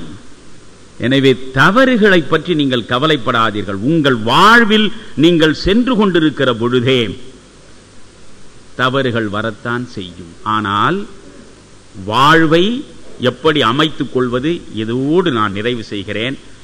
எப்பொழுதுமே நான் ஒரு பேச்சில் ஒரு முக்கியமான மையப்புள்ளியை நோக்கித்தான் என்னுடைய செய்திகளை நகர்த்துவேன். எப்பொழுது நான் சொல்லுகிற இந்த செய்தி மிக மிக முக்கியமானது. வாழ்வு குறித்த புரிதல் நமக்கு இல்லை. விவேகானந்தர் ஒரு இடத்தில் சொல்கிறார், ஒவ்வொருவனுக்கும் தலைவனாக வேண்டும் என்ற பைத்தியம் பிடித்து விட்டது. தலைமை தலைமை தலைமை தாங்க வேண்டும் என்ற பைத்தியம் ஒவ்வொருவனுக்கும் பிடித்ததனாலேதான் இந்த சமூகம் வழி தவறி சிதைந்து விட்டது. இங்கே தொண்டனாக இருப்பதற்கே எவனும் தயாராக இல்லை. யாராவது இருக்கிறானா? என்ன தலைவா என்கிறான் இவன். உடனே அவன் என்ன தலைவா என்கிறான். இவனை எவனும் தலைவனாக ஏற்றுக்கொள்ளப் போவதில்லை என்று தெரியும். அதனால்தான் நாம் இவனை தலைவன் என்று சொன்னால் அவன் நம்மை தலைவன் என்று சொல்லாமலா போக போகிறான். அந்த எதிர்பார்ப்பில் என்ன தலைவா, உடனே அவன் என்ன தலைவா, ரெண்டு பேரும் அவனவன் தலைவனாகிவிட்டான். எங்கு பார்த்தாலும் தலைவர்கள் தான், தொண்டர்களே காணும் இப்பொழுது. ஆனால் இந்த செய்தியை மட்டும் நீங்கள் மனதிலே வைத்துக் கொள்ளுங்கள். இதுவும் சூஃபிகளிடமிருந்து நான் தெரிந்து கொண்ட செய்திதான். ஒரு சூஃபி ஞானி பயணம் செய்கிறார். அவர் பயணம் செய்கிற பொழுது ஒருவன் இன்னொரு சக பயணியாக அவரோடு சேர்ந்து கொள்ள விரும்புகிறான். ஒரு பெரிய மனிதன், அவரோடு சேர்ந்து நாம் செல்வது நமக்கு நல்லது என்று கருதி இவன் போய் அவரிடம் சொன்னான், ஐயா, நீங்கள் எங்கே செல்கிறீர்கள்? நான் இந்த இடத்திற்கு அங்குதான் ஐயா நானும் செல்கிறேன். நான் உங்களோடு சேர்ந்து வரலாமா? இதுதான் முக்கியமான செய்தி. நான் உங்களோடு சேர்ந்து வரலாமா? உடனே அவர் சொன்னார், என்னோடு சேர்ந்து வருவதில் எந்த ஆட்சேபனையும் இல்லை. ஆனால் ஒரே ஒரு நிபந்தனை தான். அந்த நிபந்தனையை நீ ஏற்றுக்கொள்வதாக இருந்தால் நாம் சேர்ந்து செல்லலாம். என்ன நிபந்தனை சொல்லுங்கள்? நம் இருவரில் யாராவது ஒருவர் தலைவராக இருக்க வேண்டும். அவர் சொல்லுகிற கட்டளையை மறுக்காமல் ஏற்று நடக்க வேண்டும். ஏன் எதற்கு என்று கேட்கக்கூடாது. சொன்னால் அதை உடனே செய்ய வேண்டும். இதற்கு நீங்கள் தயாரா? நீங்கள் தலைவராக இருப்பதாக இருந்தால் நான் ஏற்றுக்கொள்கிறேன். என்னை தலைவராக நீங்கள் ஏற்பதாக இருந்தாலும் சரி. 2 பேரில் ஒருவர் தலைமை தாங்க வேண்டும். தலைவர் சொல்லுகிற கட்டளையை ஏன் என்று கேட்காமல் செயற்படுத்த வேண்டும். தயாரா? உடனே இவன் பெருந்தன்மையோடு சொன்னான், ஐயா, நீங்களே தலைவராக நீங்களே தலைவராக இருந்து கட்டளையிடுங்கள். நீங்கள் சொல்வதையெல்லாம் ஏன் என்று கேட்காமல் நான் செய்கிறேன். சரி, 2 பேரும் புறப்பட்டார். வழி நெடுக அவனுக்கு என்னென்ன தேவையோ அத்தனையும் இவர் தேடி தேடி ஓடி ஓடி கொண்டு வந்து இவனுக்கு பணிவிடை செய்து கொண்டே இருக்கிறார். இவனால் தாங்க முடியவில்லை. அவர் வயது முதிர்ந்தவர், ஒரு பெரிய ஞானி என்று பெயர் பெற்றவர். இவர் ஒரு அற்பனாகிய எனக்கு ஓடி ஓடி இப்படி பணிவிடை செய்கிறாரே. தண்ணீர் கிடைக்காத இடத்தில் அவரே ஓடுகிறார்.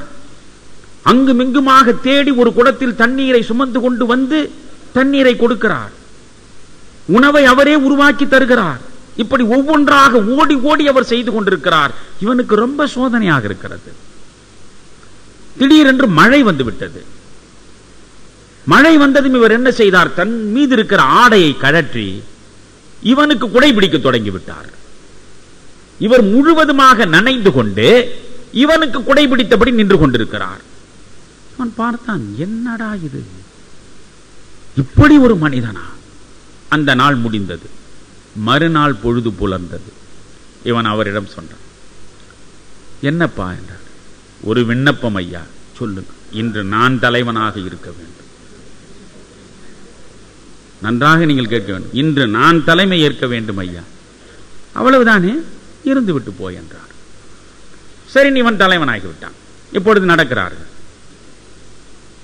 இப்பொழுது இவன் தலைவன் ஆகிவிட்டாலும் நேற்று இவர் தலைவராக இருந்த பொழுது என்னென்ன செய்தாரோ அவை அனைத்தையும் இன்றும் இவரே செய்ய தொடங்கிவிட்டார். இவரே ஓடுகிறார், தண்ணீர் கொண்டு வந்து தருகிறார், இவரே ஓடுகிறார், உணவு தேடி தருகிறார். அவனை வேலை செய்யவே விடவில்லை. அவனுக்கு ஒன்றுமே புரியவில்லை. நேற்று தான் அவர் தலைவராக இருந்தார். தலைவர் கட்டளையிட்டார், நாம் எதையும் கேட்கக்கூடாது என்று சொன்னார். அவர் எல்லாவற்றையும் செய்தார், நாம் கேட்காமல் மௌனமாக ஏற்றுக்கொண்டோம். இன்றைக்கு நான் தலைவனாகி நான் கட்டளையிடுகிறேன், எந்த வேலையும் நீங்கள் செய்யக்கூடாது, நான் தான் செய்வேன் என்று சொல்கிறேன். ஆனால் எதையுமே கேட்காமல் இவரே எல்லா வேலையும் இன்றும் செய்கிறாரே. உடனே அவன் மாலையில் கேட்டான், ஐயா, நேற்று நீங்கள் தலைவராக இருந்து எனக்கு கட்டளையிட்டு ஏன் எதற்கு என்று கேட்கக்கூடாது என்று என் வாயை மூடச் செய்துவிட்டு எல்லா வேலைகளையும் நீங்கள் செய்தீர்கள். சரி, இன்று நான் கட்டளையிட்டு நீங்கள் ஏன் எதற்கு என்று கேட்காமல் இருந்து எல்லா வேலையும் நான் செய்ய வேண்டும் என்று நினைத்தேன். நீங்கள் என்னை ஒரு வேலை கூட செய்ய விடவில்லை. இது நியாயமா என்றான்.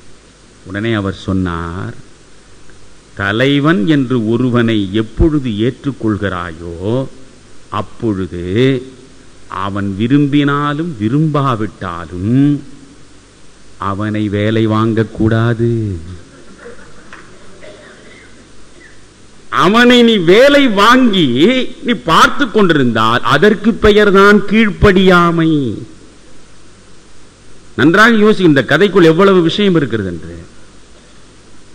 நீ என்ன செய்திருக்க வேண்டும்? நான் ஓடி ஓடி வேலை செய்கிற பொழுது தலைவர் எனக்கு தொண்டாற்றி நான் அந்த தொண்டை ஏற்பது தகாது என்று நீ மறுத்திருக்க வேண்டும்.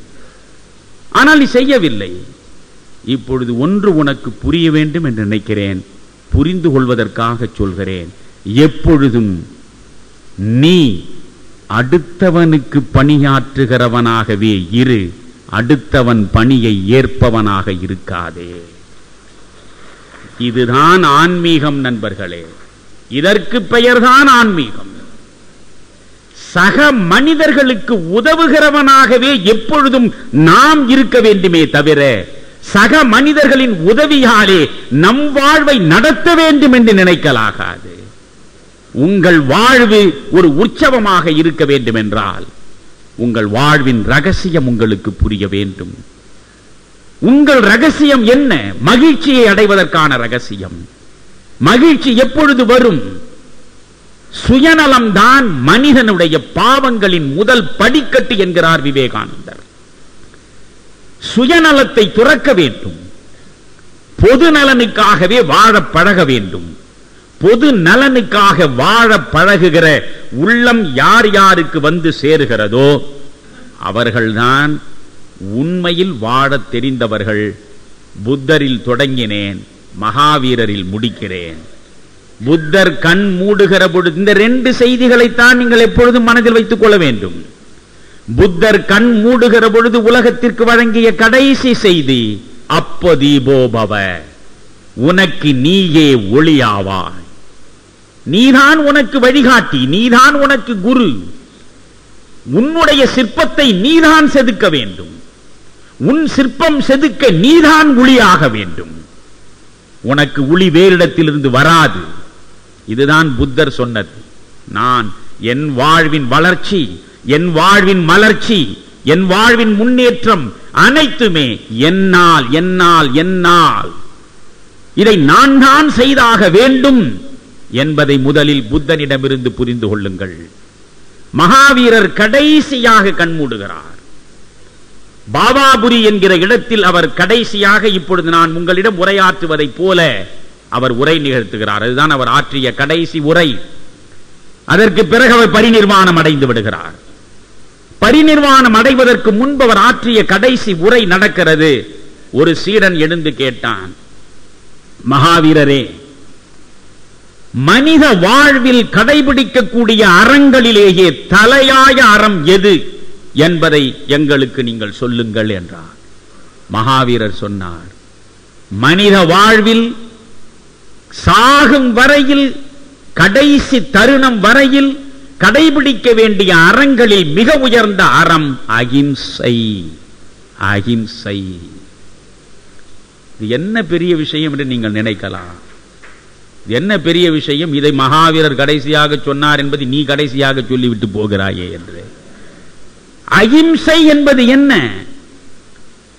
உலகத்திலேயே மிக மிக மிக உயர்வாக ஒன்றை நான் கருதுவேன் என்றால் அது எது? என் உயிர். இல்லையா? என்னை விட பெரிதாக வேறொன்றை கருதுகிற எண்ணம் எனக்கு எப்பொழுதாவது உண்டா? கிடையாதே.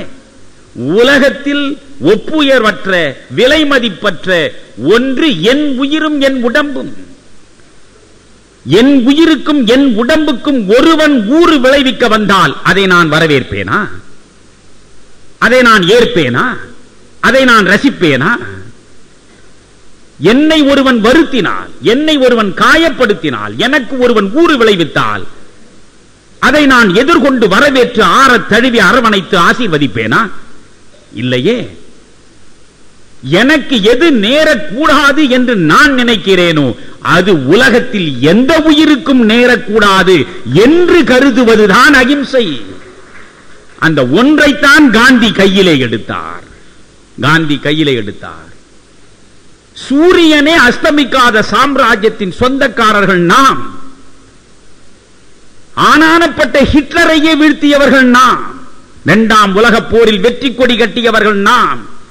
ஒரு அரை நிர்வாண பக்கிரி அந்த மனிதனிடம் தோற்று சுதந்திரத்தை கொடுத்து விட்டு நாம் வருவதா என்று சர்ச்சிலிடம் கேட்டபொழுது சர்ச்சில் அழகாக சொன்னார், என்ன செய்வது?